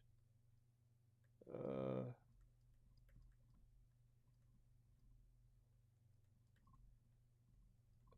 at least 30% new customers. So I've always tried to bring in new customers. I do a good job. I've always done a good job of bringing in new customers. But over the years, you get a lot of business just with referrals because people don't steal nothing. People don't break nothing. They're efficient. They come in, do the job. We've had moves that are 13, 14, 15 hours, and the customers are begging my guys to take a break. Here, guys, we ordered pizza. Just please stop. Please don't worry about the clock. Just keep us on the clock. Just please stop and eat. So when I say you got to get you some dogs and some killers, I mean you got to get you some dogs and some killers. Because when you get you some dogs and some killers, they're going to promote your business for you. They're going to market your business for you. I've done a good job with hiring the right people over the years that a lot of the marketing has been done by my customers. A lot of the marketing has been done by the customers. 2 out of 5 calls are, "Hey, you moved my brother last year. He said nothing but good things about you. I'll be moving in April. Can I get a quote?" And those calls are 100% going to book with you. 100%. No matter what you charge them. Once they tell you they got referred, they're 100% going to book with you. And that all stems from,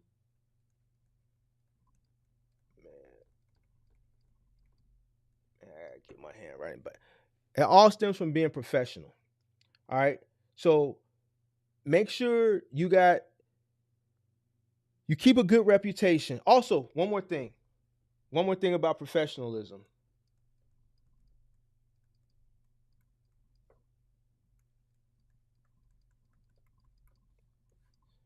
God damn it. I don't like that. It minimizes conflict.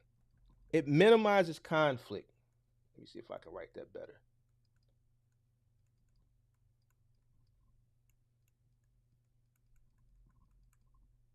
Minimizes conflict. What do I mean by that? When you're going into people's homes, believe it or not, you look down upon. When you're a delivery guy, you're a mover. I don't care if you got a pocket full of money, you making a bunch of money. You're gonna just have some people that are just gonna look down on you. They're gonna frown upon you. They're gonna already judge you coming in the door. They're gonna be following you around the house. Certain groups of people, I'm not gonna get into it on this live. No matter what, you go into their house, they over your shoulder, right? But when you come with a level of professionalism, it kind of minimizes that conflict a little bit. It kind of puts them at ease a little bit. So you want to make sure that you're speaking properly, you have proper etiquette. Yourself, your workers have their pants pulled up. Um, you don't smell like weed smoke. You don't smell like cigarette. Like, don't let your guys smoke a cigarette right before they go in the house, and then you're bringing that cigarette smell in them. Another thing is the bathroom. Like, in between moves, guys, you want to make sure that you eat something that's light on your stomach. You don't want to have to do a number two in the customer's bathroom. I understand you gotta go, but even something that small can be deemed unprofessional because you're blowing up a person's bathroom. If you're moving them out and you do it, then they pretty don't trip. But I remember getting a bad review, a 3-star, 3 out of 5, because one of my movers back in the day took a dump in a person's new apartment, and they weren't too happy about it. One, they didn't ask, and 2, they stink the place up.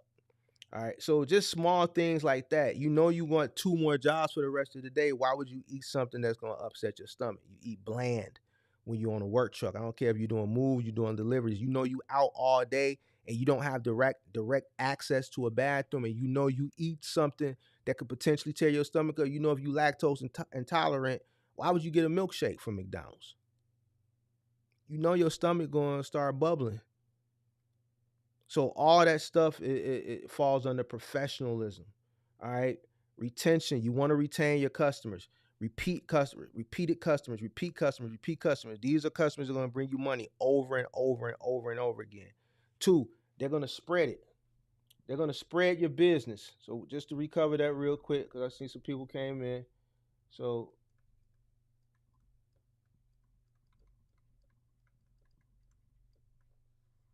so basically, what you're gonna do with professionals, you want to focus on retention. You want to focus on word of mouth.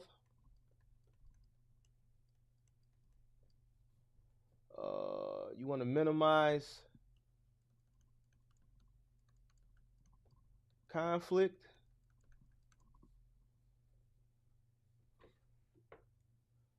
and you want to focus on reputation. Remember, about 40% of my business is repeat customers. All right. Then you got another 20% of referrals. All right. And that can be your business too. That can be your business too. Over time, you know what I'm saying? You build up a successful business. People will keep calling you back as long as you do a good job and you are efficient, and you'll make a lot of money. You'll make a lot of money. You know what I'm saying? Like I said, this business is very taxing, it's very wearing, but it's very rewarding. It's a lot of money in moving, it's a lot of money in final mile delivery. Over time, once you become tenured and you got a digital footprint out there, you'll get retailers that call you direct. There's a lot of retailers that you never heard of. I never heard of the fitness superstore until they called me. There was another internet furniture store that had did a lot of sales that called some years ago, and we were dealing with that company for a while. We get staging companies that we have accounts with, that we go stage apartments and condos and houses when they sell them. We go to the storage, pick the stuff up, take it to the house, drop it off. They stage it. When they sell the house, they hire the company to come back, pick the stuff up. We have an account with a interior designer. This lady, been dealing with this lady for years. She has a lot of celebrity basketball players. I remember um, when Jamal Crawford got traded from the Clippers to Minnesota, when he was playing for the Bulls, there was a interior design company here that his wife would hire to interior decorate their home when he played for the Bulls. And she just always used this lady. So even though he went to LA for years, she would still use the lady in the company from here. And then when he got traded from the Clippers to Minnesota, she hired her again because he knew that was just a 1 year thing. This was at the end of his career. It was just a 1 year contract. So they rented a house and she hired her to interior design it before they moved out there for the season. And we were the company that got all the stuff. Mary, she purchased everything from Coaster. There's a big Coaster distribution plant here in Des Plaines, Illinois. I sent a 26-foot truck to pick the stuff up. She ordered everything brand new. The whole 26-footer was filled from top to bottom with brand new furniture.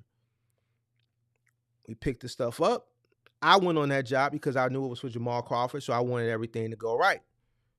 I came out of the office. I took two guys with me. We drove overnight to Minnesota. I booked 2 hotel rooms, one for me, and I made them share one, right? Because I'm maximizing my bottom line. I'm getting a room by myself. Y'all got to share a room. Not getting y'all a room of y'all own. I'm gonna tell you a story about that too. The next day, we drove to the house. It was a modest house. It was a nice house, but modest. He was only there for a year. Shout out to Chris Adams for becoming a member. Shout out to Chris Adams for becoming a member. I got a button for that. We'll just do an air.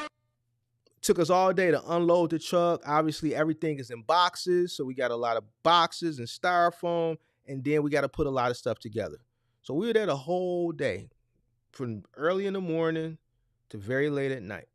We did everything. We unloaded the truck. We set everything up, staged everything, put everything together.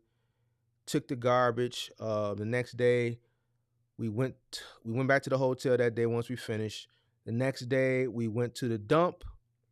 Dropped the garbage at the dump. Oh, you know what? I didn't even send one of my 26 footer. I sent one of my 26 footers to Coaster to load the stuff. And then what we did was, because she was on a budget, she couldn't afford to pay us to drive back empty. So it was cheaper for me to rent a U-Haul. Since I was a U-Haul dealer, I took one of my U-Haul, I took a one-way U-Haul, moved the stuff from one of my 26 footers to the U-Haul. We drove the U-Haul up there. We dropped the U-Haul off the next day. And since we were in Minnesota, it's a 40-minute flight from Minnesota for me back to Chicago. So I booked 3 flights for $50, 150, and for all three of us. And we came back. I charged her $5,000. $5,000 for 2 days worth of work. That was the budget. So what happened on that move, though, quick little funny story. What happened on the move, I stuck those two guys in a room to share. They smoked the room out. I didn't know they brought weed with them. Especially since they knew we were driving up there and I was on the truck. Those retards smoked the room out, and I got charged $250 about a week later on my card. And you already know what I did. You already know what I did, because I said, well, man, how you got proof? How do you know it was our guys? They sent me pictures. What they did was they took the dumps and put them in the garbage can. They left the proof in the room. So they sent me the pictures, and I took the money out their check. I took the $250 out their check. So but getting back to what I'm saying, there's a lot of people out there, there's a lot of companies out there that will call you directly, outside of a third party logistics company. And that's when you start seeing the real big money, when you don't have someone in between you taking your bread. And that's the point you want to get to. It takes time to get there, but you got to create a digital footprint so these companies know that you're out there. There's a lot of startup companies, a lot of startup furniture stores, a lot of startup online furniture-based businesses that look for people in local markets to handle their final mile, because they don't have enough volume to go through a 3PL. So they find like small independent companies locally, and they deal with them when people buy stuff from their website online, and then they contact you. They have a network of people in different markets, right? Like I had a company reach out this Christmas, and at the end of the year, companies are trying to spend money, right? So they can write stuff off on their taxes, right? So a company bought 100 of these $1,000 chairs. The chairs are $1,000 a piece. They bought 109 of them, right? So do the math on that, right? $1,000 times 100 chairs. So $100,000 worth of chairs, just chairs. It's like this type of desk chair, but it's like a real fancy desk chair. They ordered 109 of them for their office, right? And the order came, and they wanted us to store them for a month, assemble them, and then deliver them. They said we couldn't assemble them at their facility, right? And because they didn't want to deal with the garbage, they just wanted them assembled and brought to them, right? I didn't get the bid, but I'm just letting you, these are the type of companies that'll call you. I charge them $9,000. I charge them $9,000. So they probably got somebody to do it for like 5 or 6, but to store that stuff for a month, to assemble 109 chairs, to discard of all the trash, to do the delivery of 109 and do the delivery of 109 chairs to 2 different offices, it's $9,000. So I think somebody outbid me by like $3,000, but it is what it is. I wasn't gonna go down $3,000. They need to pay me $9,000. But those opportunities come when you have a digital footprint and companies have somewhere to find you. So, all right.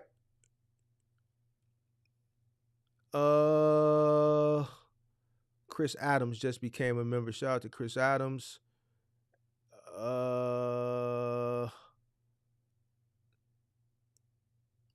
Said, bro, sizing up your white, bro. You know people, man. You wouldn't believe. It's a lot of weirdos out there. That's why you gotta, be careful who you hiring. People are going to people's house and size up their wife. So you gotta be careful on who you hire.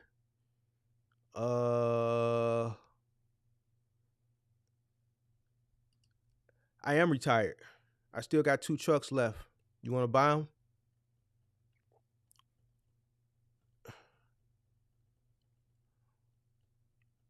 You want to buy these 2 trucks and put me all the way out? Shout out to Texas. Shout out to Texas.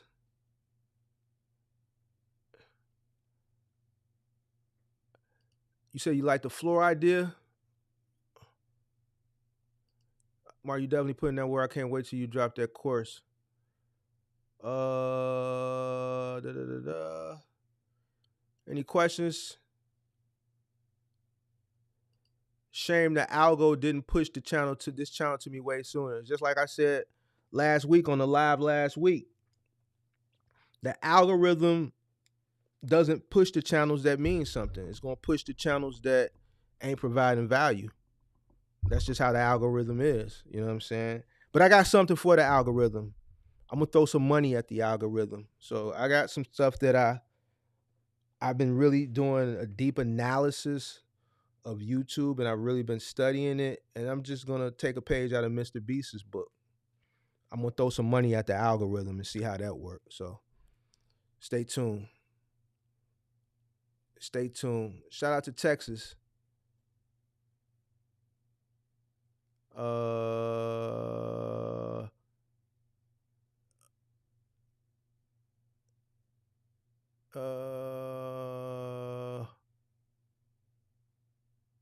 are there certain keywords not to use in our company name? Yeah, I wouldn't use anything that's associated with damage, claims, tardiness, laziness, inefficiency, anything that's gonna be the opposite and that's gonna cost people money. Yeah, I wouldn't use any of those keywords. Reliable, affordable, quick, efficient. Don't put quick. I'm sorry, put efficient, reliable, affordable, things like that. Shout out to Big Zo for that super chat. Once again, if you're still in the building, shout out to you. Appreciate that. Appreciate that super chat. What up, Rob? Rob in the building. Shout out to Rob. I think I want to double. I think I want to get a box truck and double it up for making deliveries, but have it be a food truck on the weekends. Well, if you're gonna get a food truck, that's all it can be is a food truck. You can't do a food truck and then put household goods, general commodities, or commodities that aren't food on your truck, especially if it's gonna be a food truck where you're gonna be cooking food. That's like a health risk type thing. I don't think you could do that. Let's get those likes up, please. I see a bunch of people left once I closed out that PowerPoint. People came for the PowerPoint. I appreciate you. Sorry about my penmanship on this pad, but I got to get used to it. Using this pad, but the pad is good for jotting down ideas and doing bubbles and things like that.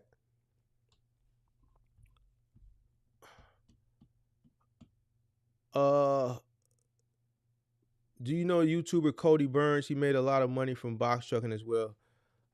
He popped up on my recommended a few weeks ago. I don't know him. I know he's a new person. He popped up on my feed. I don't know him though. I don't know him personally. I don't watch YouTube videos. You know, I don't watch YouTube videos. If something pops up on my feed and I have time and it's something that jumps out at me, but to be honest with you, box truck videos don't come up on my recommended feed because I don't watch box truck videos. So the stuff that comes up on my recommended feed are like educational stuff. Educational stuff like My First Million and educational podcast, and I watch a lot of educational podcasts or podcasts that are teaching me something. Like, there's no purpose in me watching a box truck video because I already know the space. And then a lot of the people that are making content, I know more than them. And this ain't a shot at nobody. It's 14 years. It's 14 years. You know, it just is what it is. So shout out to Big Zo again. Appreciate that. You know, so no, I don't watch other people's stuff. You know, so where Axel been at? Axel in here right now.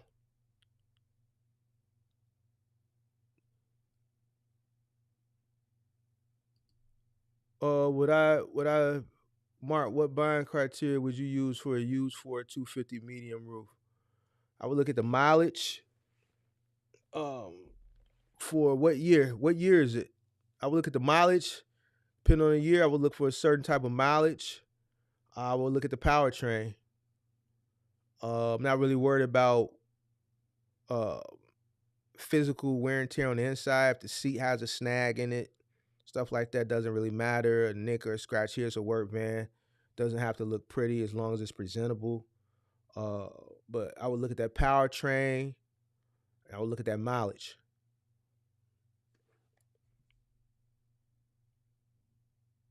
Does who require the same insurance as RSO? You retired already. You look my age. I'm 30. I'm 43. But I appreciate the compliment. You know, the reason why I look so young is because I don't have no stress. I don't let stuff stress me out. You know, so uh, Jay Black, appreciate it. But I appreciate that compliment. No, I'm not 30. I'm 43. I got 13 years on you. But I appreciate the compliment. That's from eating clean, living clean, not stressing, doing all the hard work at a young age. And, nothing wrong with doing hard work at an older age. If you trying to get yourself together at an older age, there's nothing wrong with that. But to the young people that are listening, if you do everything right in your 20s, I wish I would have got the head start in my 20s, but I didn't. I started late 29, 30. And I worked my butt off all through my 30s so that I could be comfortable now. You know what I'm saying? It's cool that, if to be able to move and shake how you want. I remember just things like that. Like my mother, she's getting older. And as she gets older, she's just not as sharp as she used to be. She does things sometimes like lock herself out the house. She might be outside watering the grass in the backyard and accidentally lock herself out the house. Now imagine if I was really, really working. I'm the person who has the spare keys that gotta come let her back in the house. Right? Or like one time she now don't ask me how she do it. My mom, she drives big SUV. She always keep a new Escalade. She got a big old Escalade. She gets stuck in the snow. How? I don't know. Don't ask me how. But who do you think she called? She called me. I had to stop what I was doing, right, and go take care of that situation. Which it wasn't nothing. She just didn't want to. She just didn't know how to turn the traction off. The trucks now, they just touch screen everything. My mom 70, 69, 70. So she's not, just turn the traction off. It's an Escalade. It can get through it. 4-wheel drive, turn the traction off and let's go. You know what I'm saying? But being able to just be available for things like that are very important. A lot of people can't say they in that situation. Uh so that's why you work hard when you're young. So if you can if you can get to your 40s and be in a state where you could just chill, like XRP. Let's talk about some crypto. XRP, the judge, and I'm really excited today, guys. Another reason I was late. The judge deemed that XRP is not security. I've been accruing XRP since 2020. XRP went through the roof today. I made a lot of money today. I made a lot of money today. You know, I I'm officially an investor. And I say it all the time. I don't want to never do a business that I have to deal with people. And if I do, it's minimal. I'll teach people coming into the space how to be a business owner, how to scale their business, how to deal with 30 employees, how to schedule. Like, I don't want to deal with that. Scheduling people calling off on you, then you got to figure out how you're going to get stuff done. The logistics company call you saying, why isn't truck 6 here? Your other 6 trucks are here, 5 trucks are here, but this truck isn't here. Stuff is still sitting on the dock. It's 8 o'clock. What are you going to do? Like, I don't have to deal with that. I did all that. I'd rather you come to me with an idea. I listen to your idea. If it's a great idea, I'll invest in your idea. I'll let you do all the hard work, building the business, and then every quarter you bring me back a return on my investment. That's where I'm at with it now. So I say that to say this: if you're in your 20s or if you're in your early 30s, work your butt off in your 20s and your 30s so that when you get to your 40s, you have enough capital, you've accrued enough assets that you have money coming in and you can just sit back and be an investor. See, people like to throw this boss word around. Y'all can have that boss word. I've been there and I've done that. I'm an investor now. It's a lot that comes with that boss. So I let people throw that boss word around. You could throw that boss word around. It's cool. Use that as a stepping stone. I'm not shitting on being a boss, but use it as a stepping stone to ultimately become an investor. I've been sitting on this coin for 3 years, and even when it plummeted and Coinbase turned its back on it, when they took it to court and said it was a security, I kept accruing because I said, look, when this thing goes to court, if the court deems that this is not a security, it's going to go through the roof, and I want to make sure I have a big old bag of it. And today was the day. I'm an investor in many different things because I have discipline, I have patience, I can sit and hold something. I don't want to be a boss no more. So it is what it is, and that's what I want y'all to do. You know what I'm saying? That's what I want y'all to do. And people ain't gonna tell you this. It's like he said, like he wish he would have found this channel. You would think the algorithm would push my channel as much content as I do, but it doesn't. But I'm figuring out. I've been investing a lot of time. So like the YouTube videos that I watch that pops up on my recommended, I watch a lot of Mr. Beast. I try to figure out what he knows so that my stuff can get in the algorithm. So I'm gonna start spending more money than I'm spending and building a team. I just hired another person yesterday, a content strategist, because I see the value in content now. I didn't see it before. I see it now. So I hired a content strategist yesterday, and I also hired I don't even know the phrases. The person who takes the stuff and just makes it look all good and stuff. I forget the name, but yeah, and that guy too. So a lot of stuff is going to change, and hopefully, with me investing more time and more money into the actual channel to get the stuff out there, maybe it'll reach more people, because that's all what it's all about. I just want to reach more people. Oh, that's a win for crypto. No, Gary's just throwing shit at the wall, charging everybody. Yeah. You don't watch Buddy from Atlanta? Nope. Sure don't. Appreciate it. You talking about Gary V? You talking about Gary V? You said you bought more. You talking about Gary V, right? Is it possible to hit 7 figures as a single owner operator? No. No, it's not. Don't let anybody tell you. You can't hit 7 figures with one moving truck. You're not gonna hit 7 figures with one box truck doing 5 mile. You're not gonna hit $1 million doing middle mile. Not with one truck. Not with one truck. Not a 26-foot box truck. No. For final mile, big and bulky, depending on your market, if you run a 6-7 day a week account doing heavy appliances, you can do anywhere from $250 to about $310 per truck. All right. With moving, you can get in upwards with one truck, 26-footer, $250,000, $300,000. Now if you add some long distance moves in there, that'll bump it up some. If you can get a couple long distance moves, at least 1 or 2 long distance moves a week, a month, in a busy time of the year, you can get 2 or 3 long distance moves a month, then that'll push you up there some more. If you get some cross country long distance move, when I'm talking about $20,000 or more, then that'll bump you up even further. But $1 million with a 26-foot box truck as a single owner operator, no.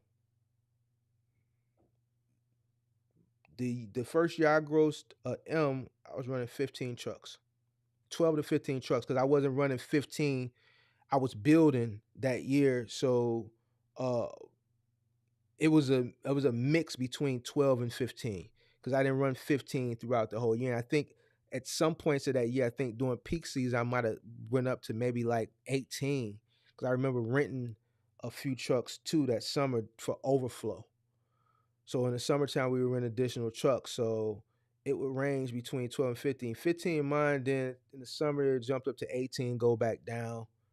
Uh, but yeah, it was a range between 12 and 15 trucks, 12 to 15 trucks that year that got it for me. So, and this is, 2014. So, prices were cheaper then, obviously. What I would tell y'all to do final mile for at 750, I was making 500-600. But you gotta remember back then I was paying $10 an hour for labor. $10 an hour back then was very exceptional because the minimum wage was like 750. If you was making $10 an hour back then, you was winning. So I would pay my helpers $10 an hour and I would pay my drivers $13 an hour. Right. So I was winning because IKEA was giving me a $500 a day guarantee, Monday through Friday, 600 on the weekend, and I was getting a $300 guarantee for each Office Depot truck. And then, like I said, my moving trucks was netting me about $1,000 a day a piece. Each moving truck, after I would pay people and fuel, because my drivers was making 13 an hour, my helpers was making 10. So if it was 3 guys on the truck, my labor was $33 an hour at $100 an hour. So the company was making $67 an hour off the labor, plus whatever the truck fee was. Right? So I would net on average $1,000 a day per truck. 3 trucks, that's 3,000. I would net another 900 a day for Office Depot. Why? Because I was running on the $300 per truck guarantee. $100, those drivers that did Office Depot, I would pay them a flat rate of $100. We would put $100 in escrow for each truck every day, right? For fuel. And then whatever the difference was for fuel, if the truck pumped $67, then we put $33 in escrow. All right, per day. That money wouldn't carry over. And then the company would pull back $100. So 9 trucks, I was making $900 there. And then I was averaging about another $350 for each Office Depot truck times 3 in the morning, 3 in the evening. So on average, I was making somewhere between $4,000 to $5,000 a day. We were netting $90,000 a month. So, yep.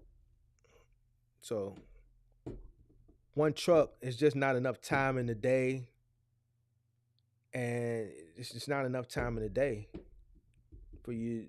Like, unless you getting loads that's paying you $10,000 a day or something crazy like that, then no. CDA the CEO, appreciate it. Welcome to the channel. Shout out to CDA CEO for joining the channel. Appreciate that. Appreciate that. Appreciate that. Shout out to all the MGMs. Shout out to Axel, the hater. Talking about I have some and I hate crypto. Well, at least you have some. I thought you was hating on crypto.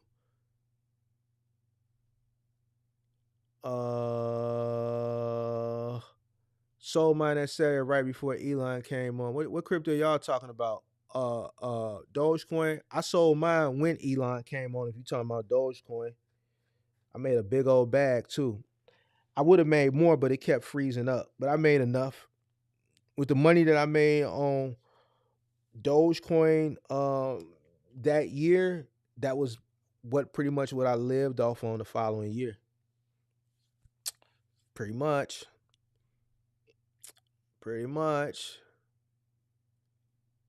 Have I ever traded in a used truck for a new truck? I've never traded in a truck. Bought and sold. I never traded in a truck. Only bought trucks and sold trucks. Bought trucks and sold trucks.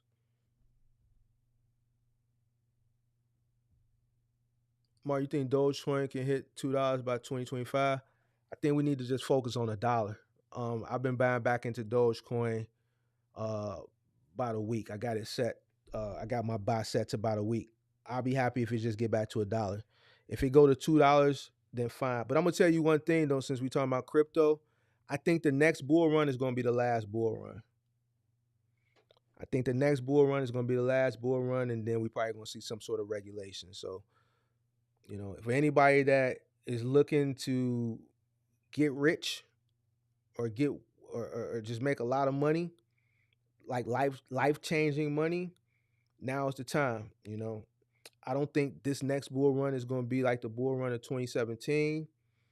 It might be comparable to the bull run of 2021, maybe a little bit shy of the bull run of 2021. But I think the next bull run is going to be the last bull run. So I've been aggressively buying in since 2021 when I exited. I sold 90% of my crypto position in November of 2021, and I started buying back in late Q1, early Q2 of last year, and I just been dollar cost averaging in ever since then. So, uh, yeah, yeah. Shout out to uh, Pickard, Raymond Pickard Jr. for the super chat. Appreciate that. Thanks for taking the time out to comment back to me in regards to starting my Sprinter cargo van opportunity. I'm also looking to get a one-on-one. No problem, man. No problem. Like I said, I try to get back to everybody. If it takes some time, just give me a second because believe it or not, I'm bombarded. I remember it was a time when nobody DM'd me when I first started my channel. Now I'm bombarded every day. So, and it's a humbling feeling. You know what I'm saying? If if if you would have told me in 2010 when I was just hustling out the back of that avalanche that I would have a successful career in box trucking, I can't say I would have believed it. Um, I wouldn't have known what to think. If you would have told me that I would have had a warehouse, I probably wouldn't have believed that. If you would have told me I would have had the amount of trucks that I scaled to, I probably would have been like, how? If you would have told me that, 13 years later, I would be doing a lot of philanthropy and helping people uh, be successful, I probably wouldn't have believed that. You know what I'm saying? So, when I first created this channel, I didn't know, what it was going to do. You know what I'm saying? It started out slow, you know what I'm saying? Because I got a lot of negative backlash because I was telling people the truth and people didn't want to hear it because they were being told a bunch of lies, and everybody was in that euphoric phase of a bubble. Um,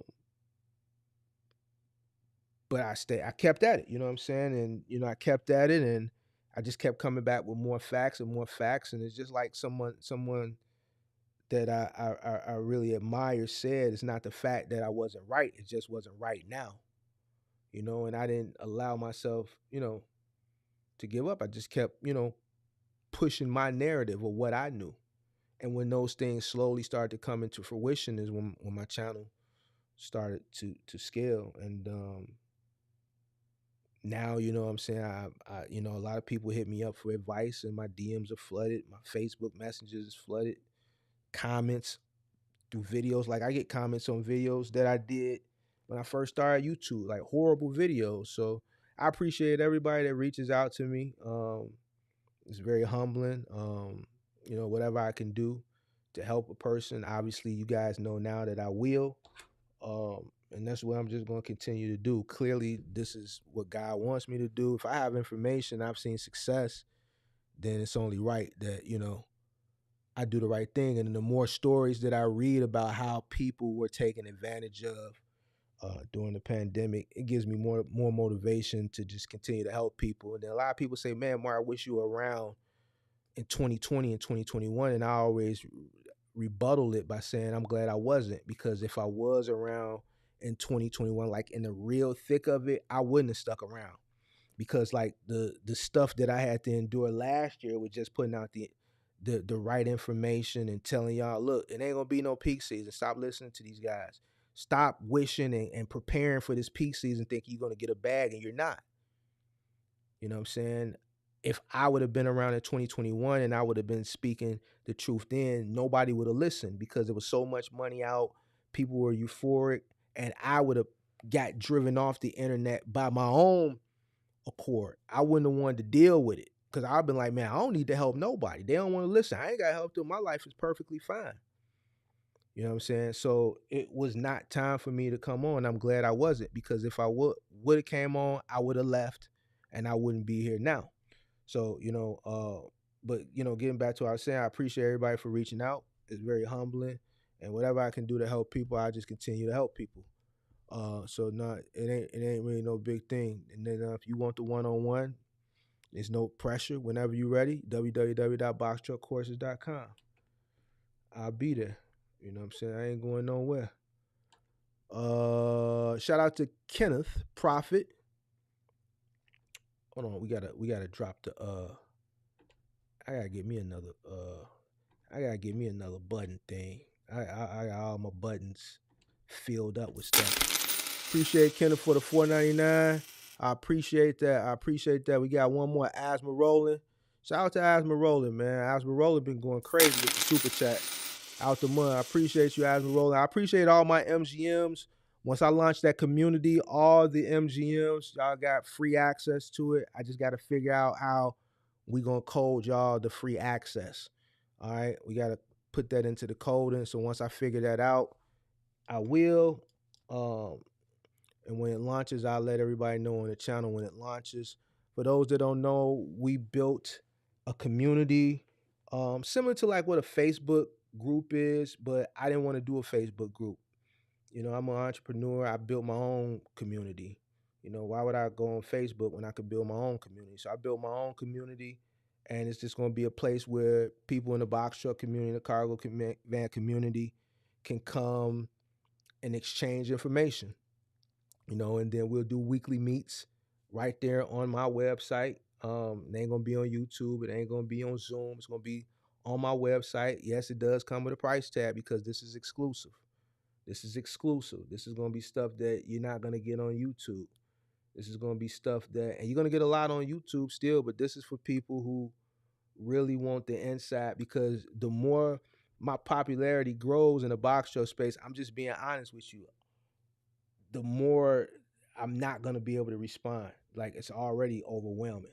So I have to create some sort of system where premium members get priority. Obviously, there's rewards to membership, right? So the people who really want the knowledge, obviously, is gonna come at a membership. All right, it's gonna be affordable. Obviously, you guys know I don't break people's wallets.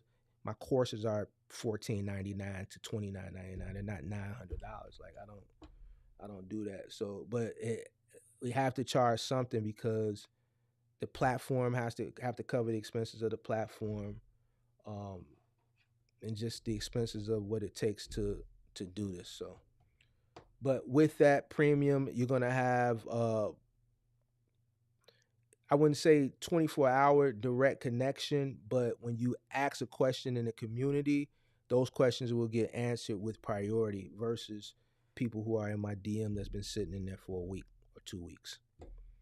And eventually I know I'm just gonna probably not be able to answer those DMs. So shout out to Vincent Johnson for the super chat. Appreciate that. Shout out to Ken the Prophet. Shout out to Asthma Rolling for that super chat. And shout out to Asthma Rolling did another super chat. Oh, you did two back to back. Appreciate you for both of them. Shout out to Vincent for the $10 super chat. Appreciate that. All that stuff goes to the channel, goes to investing into the channel. Another project I'm working on is building out another studio because I want another look. I don't want to get accustomed to this desk view look, so I want to build out a conversational look. So I'm finna start that project. I'm finna dedicate another room into building out a conversational studio.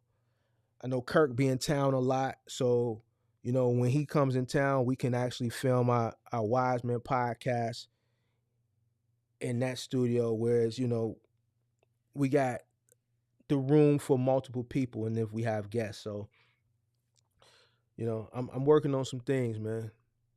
You said I need a timer for Kirk, man. Kirk, all right. Listen, I Wise Men podcast. It's not a traditional show, man. That's the beauty with content creation. You don't have to go to the standards of what traditional TV, cable TV. Y'all see what's going on with ESPN, right? You see what's going on with ESPN. ESPN is in trouble. Disney is in trouble, I should say. Disney is in trouble. Why? Netflix is in trouble. All these companies, listen, and that's what I talk about, time. Every business has its time. Content creation, anybody can be a content creator now. Netflix is struggling with content. Disney is struggling with content. The only reason Disney is making money is because they bought Marvel and they bought Avatar. They bought ESPN. The reason why they're laying so many people off at ESPN is because they're not producing good enough content. If you know who said it the best, Anton Daniels said it the best. They laid off the creators. They laid off talent. That's how you know they're in trouble. Because if it was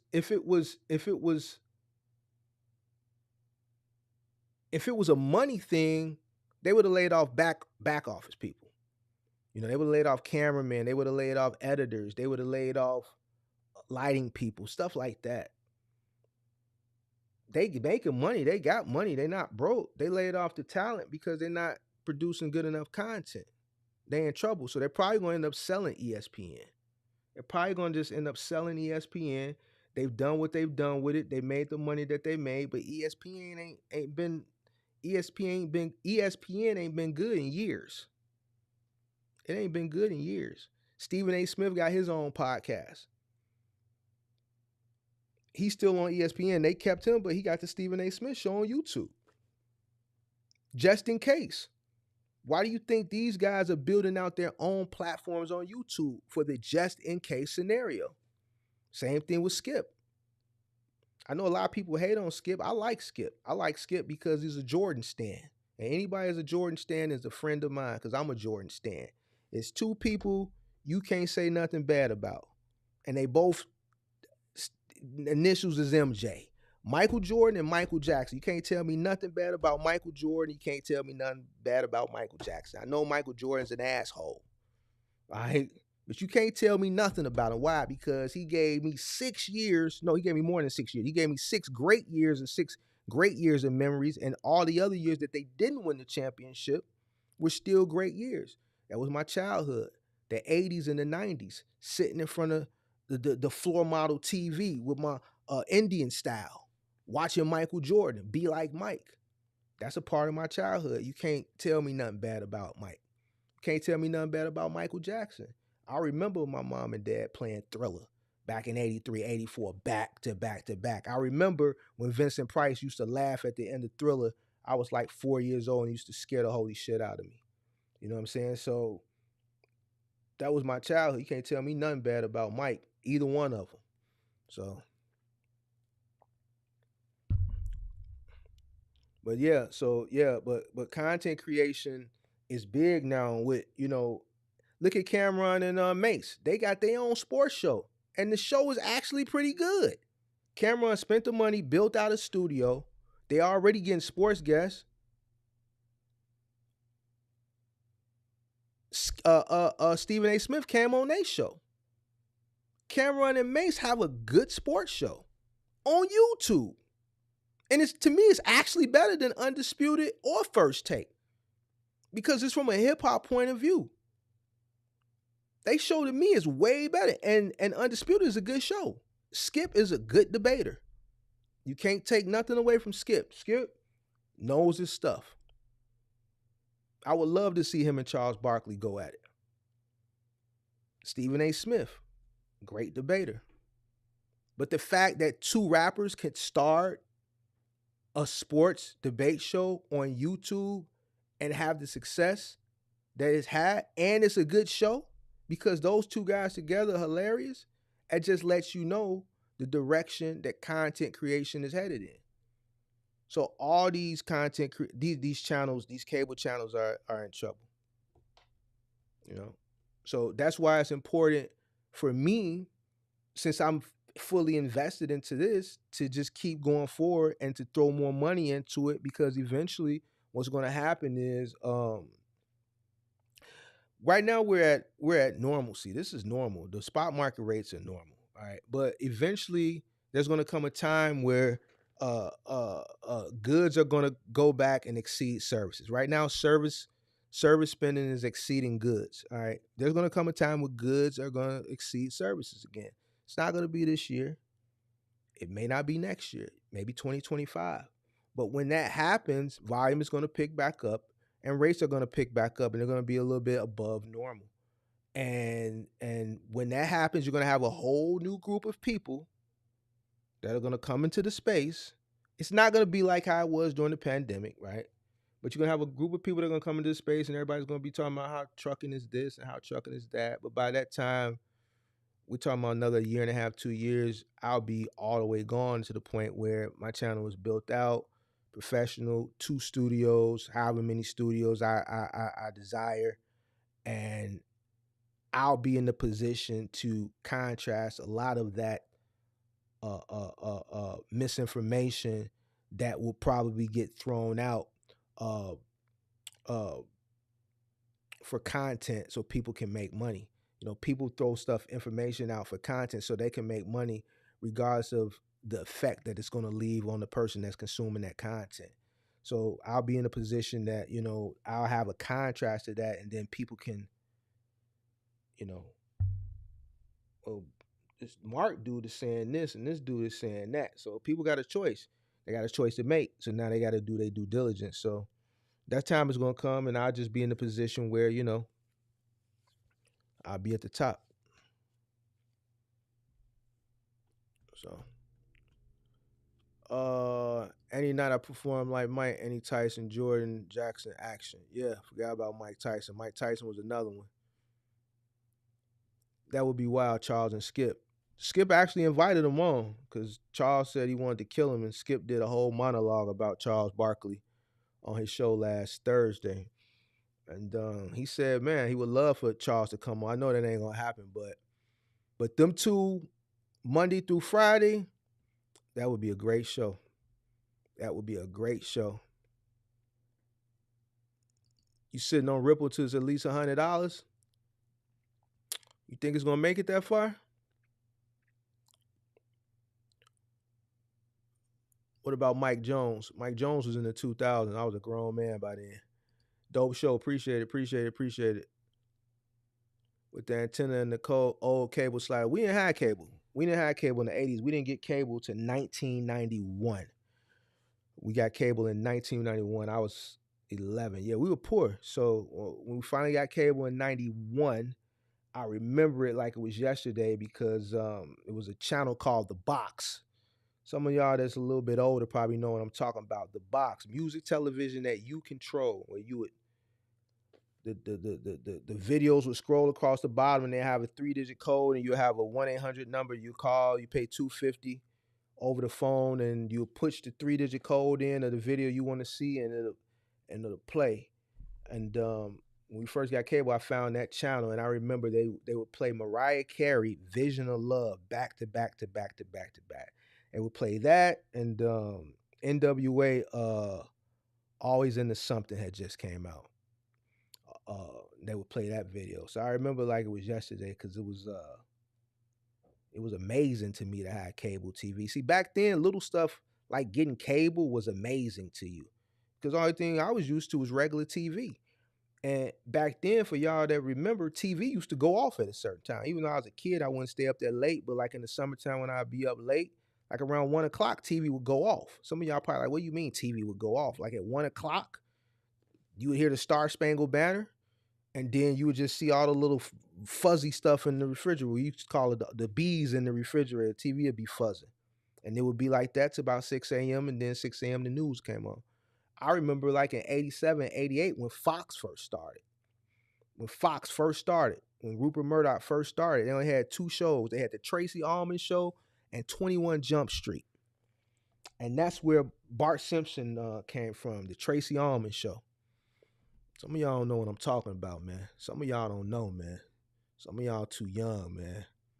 Some of y'all too young. Some of y'all too young. And this is what I'm saying. Some of y'all too young.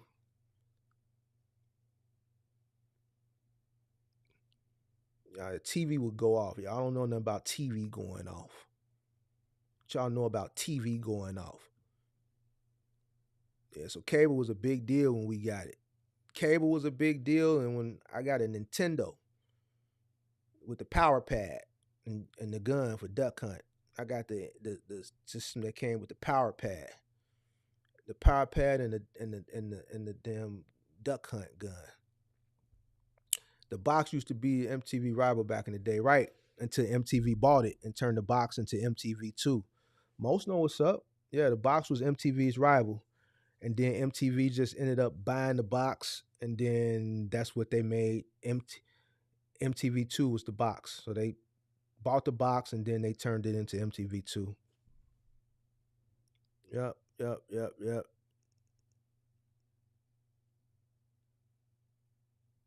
Skip definitely entertaining, man. He's definitely entertaining. But man, he a Jordan stan. So hey, he won't. You can't put nobody over Jordan with Skip, and that's why I respect him. LeBron, nobody. Jordan, Michael Jeffrey Jordan. Now you know I'm from the crib. I'm from Chicago, so you know. But Skip worked here in '98. He covered the Bulls in '98, so he saw him up close and personal. He got to witness it up close and personal. So then LeBron, Kobe can't really get Kobe. Can't really put Kobe up there because Kobe was a carbon copy of Mike. Kobe started walking like Mike. Kobe did everything Mike did. He studied Mike to the T, so I can't give him number two. Got to give it to LeBron. Mike number one, LeBron number two. Number three, you could anybody else can debate. I'm not debating number three. I know Mike is number one, LeBron number two.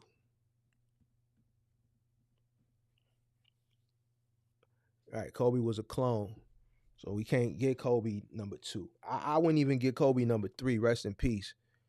He was a clone. He was a great clone, though. He was a hell of a baller, but he studied Mike to the T. He studied Mike to the T, and ain't nothing wrong with that. But because of that, and I know, man, rest in peace, you know what I'm saying? But because he studied Mike to the T, and because he built his game 100% around Mike to the fact that that man started walking like that man, he adapted the man's attitude of being an asshole to his team. The man switched from Adidas to Nike. He had his own shoe and he still wore George. That man was a clone of Mike. So I can't really get him. I would probably put Kareem at number three. I would probably put Kareem at number three. Yeah, that's what I would do. You said why a lot of players did what? Mimic Mike. A lot of players tried to mimic Mike. The only person who was successful at it was Kobe. He was a Kobe. You had Harold Miner. They was calling him Baby Jordan. That man went nowhere near no Baby Jordan. Harold Miner. Harold Miner. Man, please. He said took all Mike mannerisms. Yep. Took his mannerisms. Everything. Everything, man. Yeah, so, Kobe was good. I would definitely put him in the top 10, but I wouldn't put him in the top 3 because he didn't have his own identity as a player. He was just a good carbon copy of Mike, and ain't nothing wrong with that, but that is going to be detrimental to his legacy, and it's obvious it's detrimental to his legacy now. It's detrimental because he's not in the conversation. Whenever you hear that top 5, he's never in it. He's never in it. He's never in it. He's not in it. And that's solely due to the fact that he was a carbon copy of Mike. He doesn't have his own identity. And I got a lot of respect for LeBron. LeBron was always my number two, but after the ESPYS last night, I didn't watch it, but I saw like the shorts and stuff from it, the clips. After just seeing his family up there, like it made me realize what I already knew, but it like last night solidified it. Seeing that man standing up there with his family, like he's the epitome of a successful black athlete, a successful black uh uh family man. The man ain't never got in trouble. The man ain't never even had a allegation of him cheating on his wife, stepping out on his wife. He ain't never got in trouble. He got a beautiful family, and like him standing up there yesterday and just looking at the people's reactions and just looking at how people are still talking about it today in the comments. Like nobody, and he gets a lot of hate, but nobody has nothing to say about that. That was just, is that word picturesque? That was like a picture perfect picture, whatever the term is. Like that, he, if you could put like, if you could sum up what success and perfection and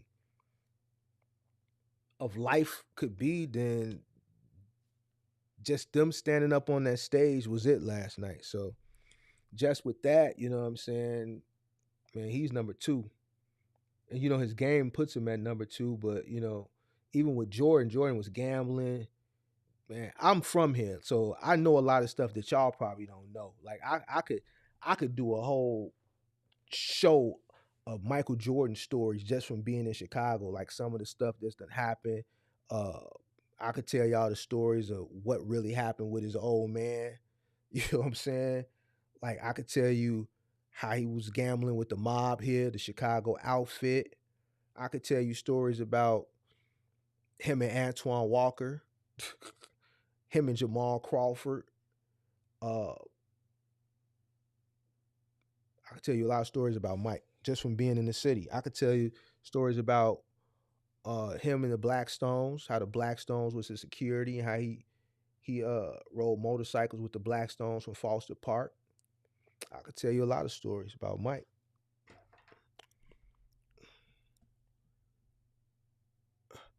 LeBron James will always be top 10, but I'll never be another Michael Jordan. Definitely won't never be another Mike. Yeah, he won at life. LeBron, that's the word. That's the perfect phrase. He won at life. He won at life. LeBron won at life. You know, Jordan won as far as the game is concerned. LeBron, as far as all the NBA players, as far as just a man, period. Like what people would aspire to be. He won. He got a beautiful wife, beautiful family, successful career. Man, he's gonna be 39 in impeccable shape.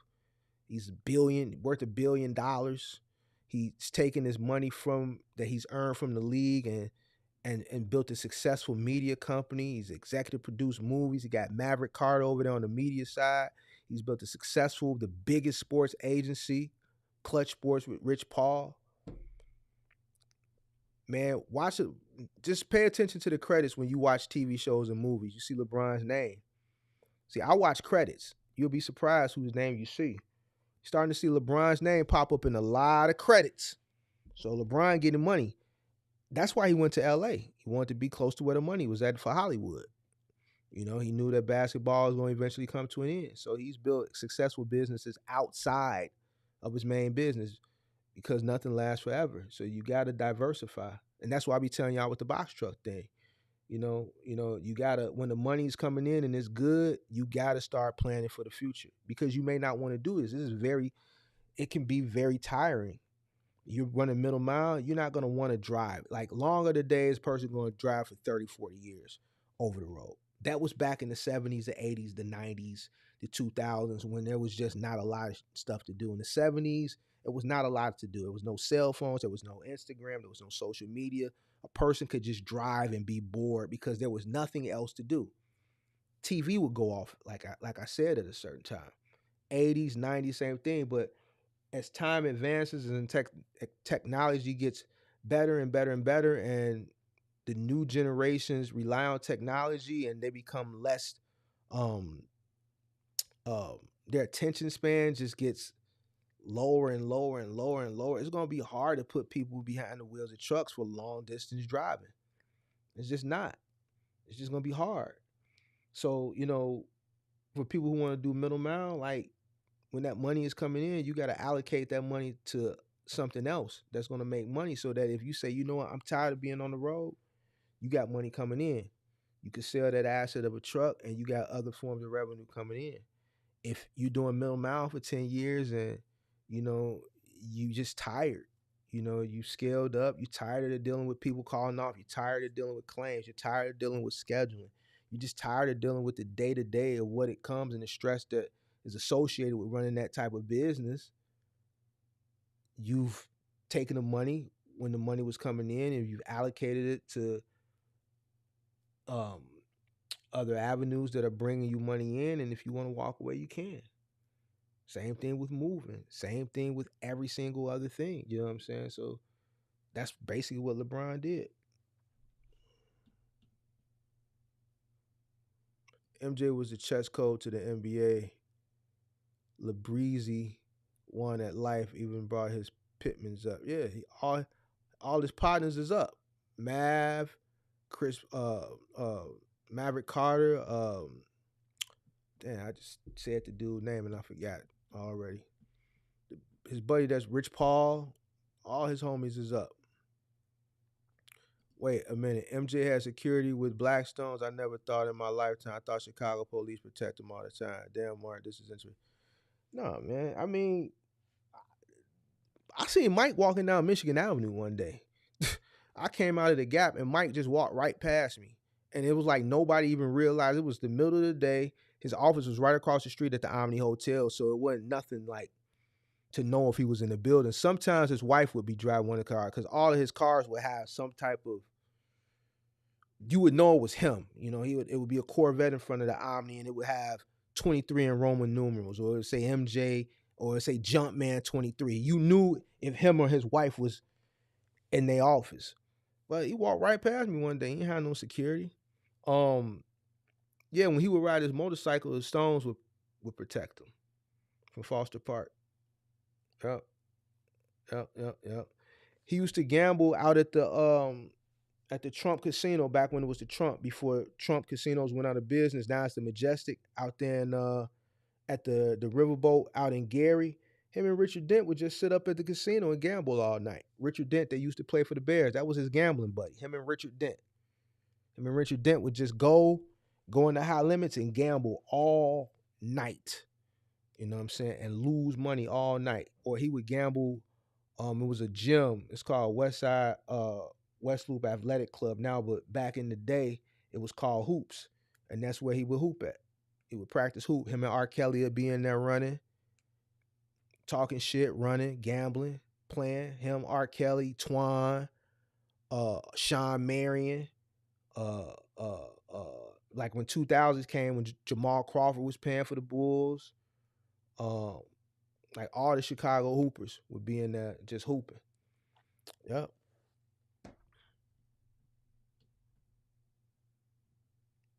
Chicago has a lot of multifamily properties. Could you transition into rental properties from truck driving as a single owner operator? Yeah, I mean, depending on what lane you are, you can make enough money to start investing into property. I wouldn't do it now, um, not right now, but I mean, one truck, if you appropriate your funds right, um, you can start investing into property. Yeah, it's not hard. My first big purchase, my first year when I grossed a million, my first big purchase was a piece of real estate. This place right here, this place right here, you know, and this is a condo, right? So, um, and within this 9.5 years, 10 years, this place damn near doubled. So, you know, real estate is always a good asset to buy when you start making money. Uh, a lot of people, especially our people, we want to go out and do dumb, goofy stuff like buy cars and stuff. See, I would always lease my my luxury cars. I've always leased them, and I know that's a whole nother story. People will argue you down about buying and leasing, but if I'm gonna spend anything I buy that's over 100 grand, I'm leasing it. I ain't buying it. I made that mistake with my first 7 Series BMW. I bought it. That was a mistake. But every single luxury car after that, I've leased it. Anything that's 100,000 or more, I lease it. It's a good write off for the business, and I don't have to keep it. I don't have to keep it. It's a good write off, and if I want to get into something new, I can. I don't own it. Mark has never owned a luxury vehicle. Me personally, no. I've always got my luxury vehicles under a business, my business. So me personally, never purchased a luxury vehicle. I've always been fortunate enough to be the president of a company that provided me a take home vehicle. And that's how I look at it. Now some could say like my SUVs are luxury. Like I keep a nice luxury pickup truck, but that pickup truck can turn into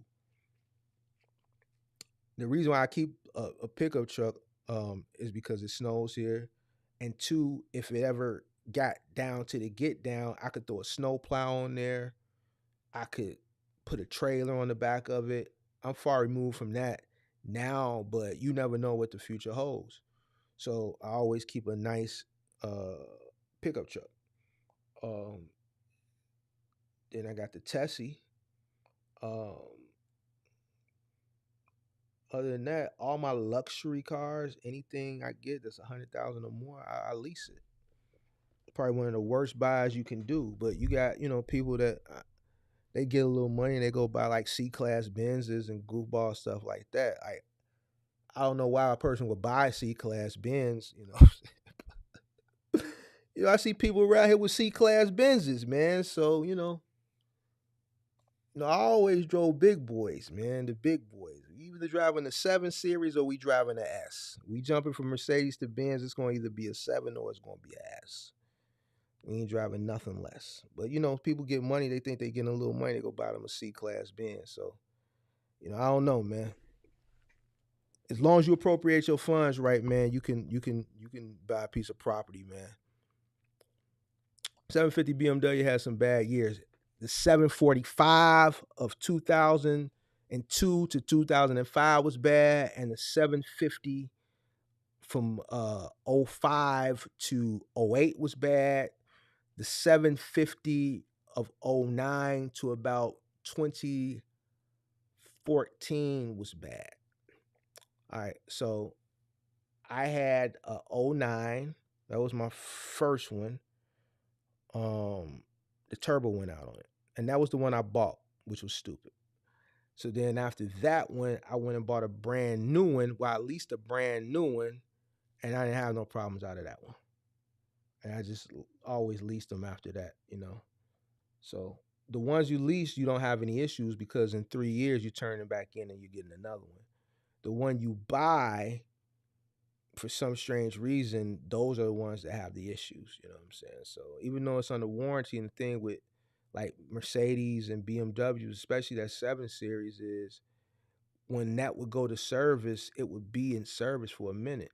It would be in service for a minute. But BMW took care of me on my first 7 Series.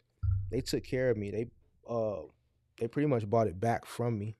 So that's why I've always had loyalty to BMW, because they have exceptional customer service. And I didn't ask them to buy it back. They just my service rep just presented me an offer. My salesman, they was like, man, they bought it back and they gave me a check. They bought it back and then they gave me a check for 3,000. And then that was all I needed to stick with them. So I went from a gray one, then I got a brand new white one, and just been dealing with that BMW. So when leasing, do you also have a drive around? What do you mean a drive around? When leasing, do you also have a drive around? Drive around what? What do you mean? That's why you lease them. That's why you lease them.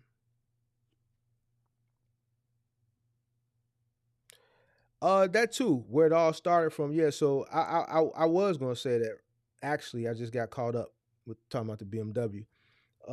Yeah, so it all started from a pickup, right? So that I do have some type of something synonymous, I guess, if that's the right word, with a pickup with me. Uh, so uh, Yeah, that's another reason I keep a pickup. But I mean, like I haven't even driven my pickup in maybe 5 or 6 months, man. It's just sitting, looking pretty. Um, but yeah, I keep a pickup for that reason too. Um, Obviously because it's snow. Um, and that's an asset that if I do want to turn it, mine is I got a nice pickup, so I really wouldn't want to put a plow on it. But if I ever wanted to start like a plowing business, I got a truck if I want to do it.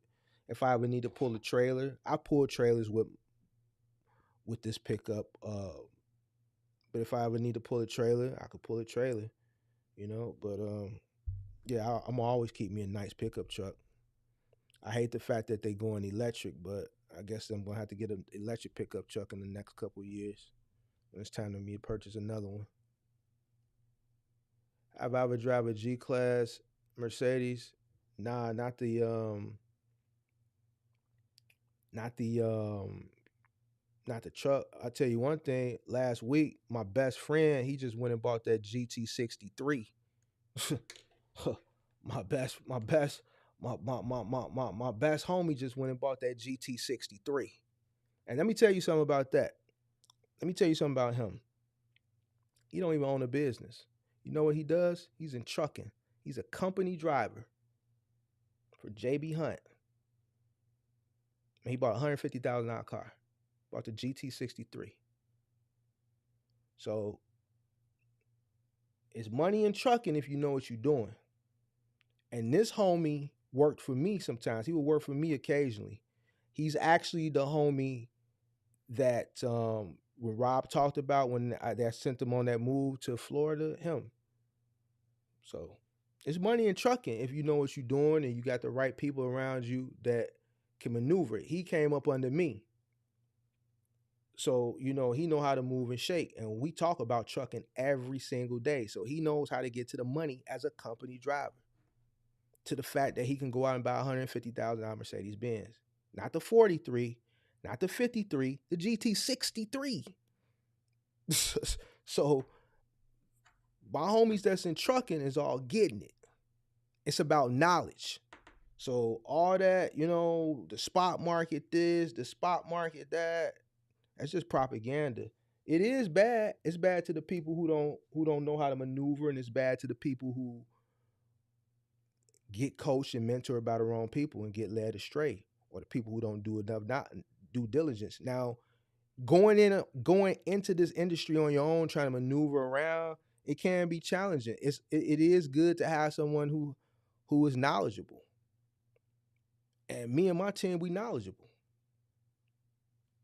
And that's what goes back to what I said a few weeks ago. Me, I can invest every single last dollar I have and not worry about it. Anything that I start, I could risk it all because my homies got bread. And if they invest and they lose, I got it. So we're going to continue to push each other and pull each other up. Ain't no crab in the barrel mentality in my circle. I can take risk and not worry about it because my homies got me, and vice versa. But when it comes to trucking, all of us with our network, my immediate homie circle and then my extended homie circle, because I got homies that got other homies, but they're still part of the network. Those aren't my homies, but they my homies, and I got homies like that are my immediate homies, and they got other homies that are in trucking. And we still all share information, and everybody's winning. One way or another. So it's about your network too. You got to make sure you have a good network within this trucking industry. I don't care if you're in the big rigs, and he's in the big rig, box truck, cargo van. It's about your network. You got to get with the right team in the right circle. That's why I'm building that community out. It's not going to be open to the public. It's just not going to be open to the public. You know what I'm saying? Uh, so yeah, it's money out here. You just got to know how to get it. I'm giving y'all a lot of it. You just got to apply it. You know.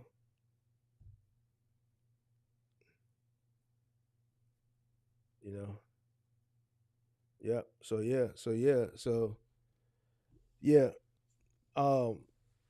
So it's money out here, man. So, but what time is it, man? I done sat here and talked about Michael Jordan, Michael Jackson. Y'all just talking. But I hope everybody enjoyed the presentation. I hope somebody learned something from it. I'm gonna leave it up probably for about a month. About a month. I'm not like it ain't like really no big deal, but after 30 days, this presentation is coming down and it's gonna go on members only. So you got to be a member to access it because there has to be some type of privileges for members. I appreciate all the MGMs. If you're not a member, then obviously it's gonna go up on my website for like $10. Um, so shout out to all the MGM. Shout out to everybody that left a super chat. I appreciate y'all. We'll be back Monday with the Wise Men podcast. We was actually going to do a pop up yesterday, but Kirk is on the road. He been running hard lately, man. Kirk been running hard, man. I gotta get my co-host out that truck, man. I gotta get him out that truck, man. I gotta get him out that truck. I gotta get him out that truck, man. He running hard, man. So we're gonna be back Monday, and we're gonna probably do a part 2 to what we talked about this past Monday because that story with that lady is picking up on a lot of outlets. And I found out some more information on that lady after we did the show. I wish I would have dug more into her personally, but I found out a lot more information on her after we did the show Monday. So I think we're going to touch back on her on that again. A lot of other outlets have picked up on that story and have been running with that story about her. And it's just more, it's more in detail. A lot of people took PPP money and started trucking companies. All right. She was a PPP. She was a PPP. She was a PPP person. We call her a person. She was a PPP person. I looked her name up. Sure enough, she got a PPP. She took $4,000 of that PPP, put the down payment on a $175,000 truck. She went and rented her a luxury crib, $2,600 a month. She's from Mississippi, some little town in Mississippi. All right. So $2,600 a month in Mississippi is like paying $4,000 a month here in Chicago. You know what I'm saying? So she took that. She went and put $4,000 down on that truck.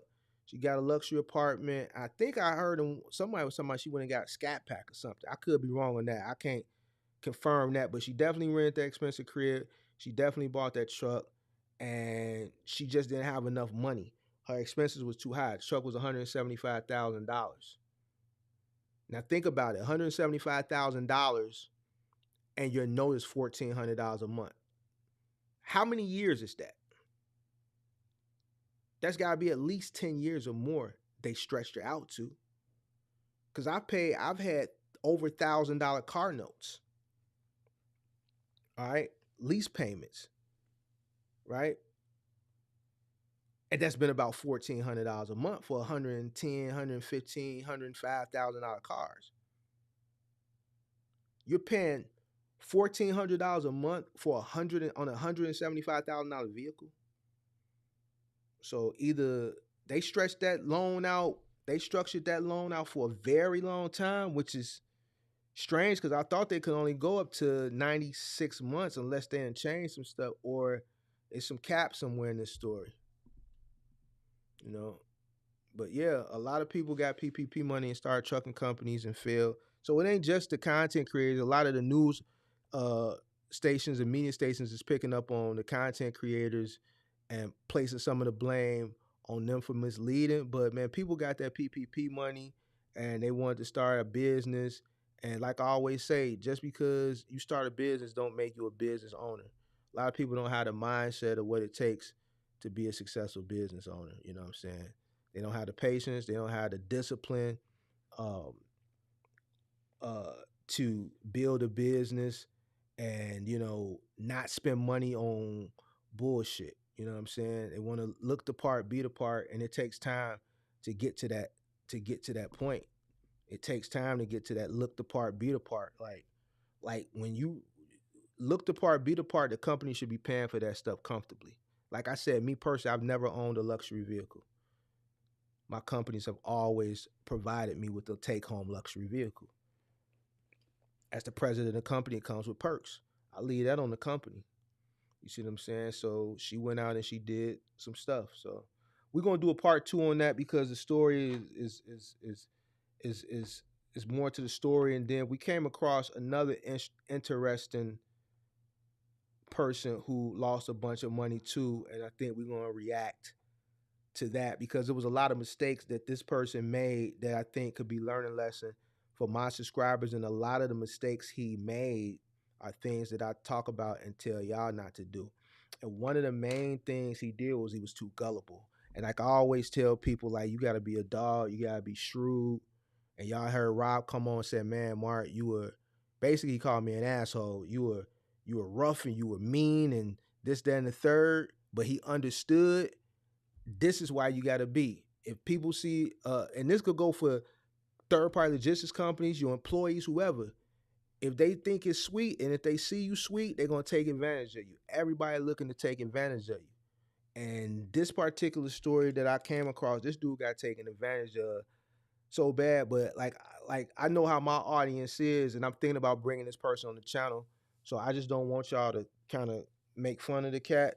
You know what I'm saying? So we're gonna make sure Pippi is no nonsense because I don't want y'all calling him a goofy and this, that, and the third. Because some of the stuff he did, like,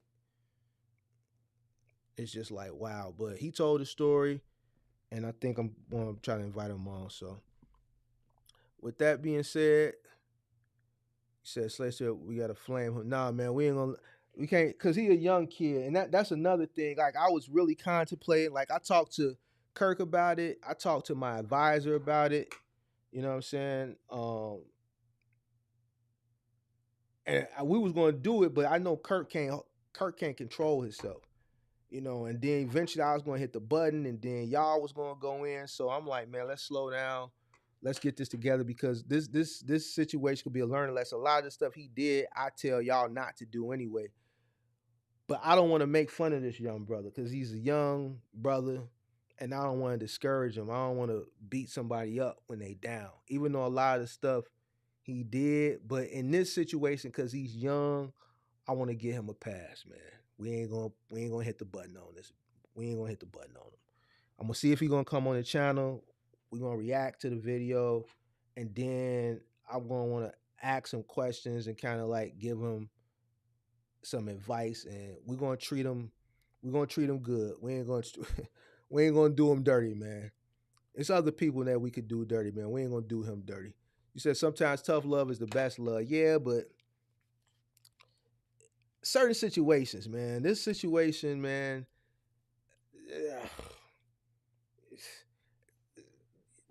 This situation, I think we should tread lightly, man. There's plenty of other people we can make fun of. There's plenty. There's plenty of other people out here we can make fun of, man. So we're gonna try to invite him over, and we're gonna be nice. This kid got to be about, man. He in his 20s, man. He in his 20s. Yeah, Kurt gonna go wild. That's why I took a pause and said, let's hold off a week. Let me see if I can get him on the channel, and let me talk to Kirk and tell him, man, be cool, you know. And I wanted to talk to y'all about it first, and yeah, I'm gonna see if I can get him on the channel Monday. I'm gonna reach out to him probably tomorrow and see if he's willing to come on. If not, we're gonna probably include that into the second part of what we talked about Monday. And there was another content creator that covered her as well, and I kind of want to pull him up because I value his opinion. He made a lot of good points. He talked about a lot of stuff I talked to about too, but he went a little bit further in depth, and I think that'll be valuable to the channel. And I think that's it. I think it was another good show tonight. I appreciate everybody for tuning in.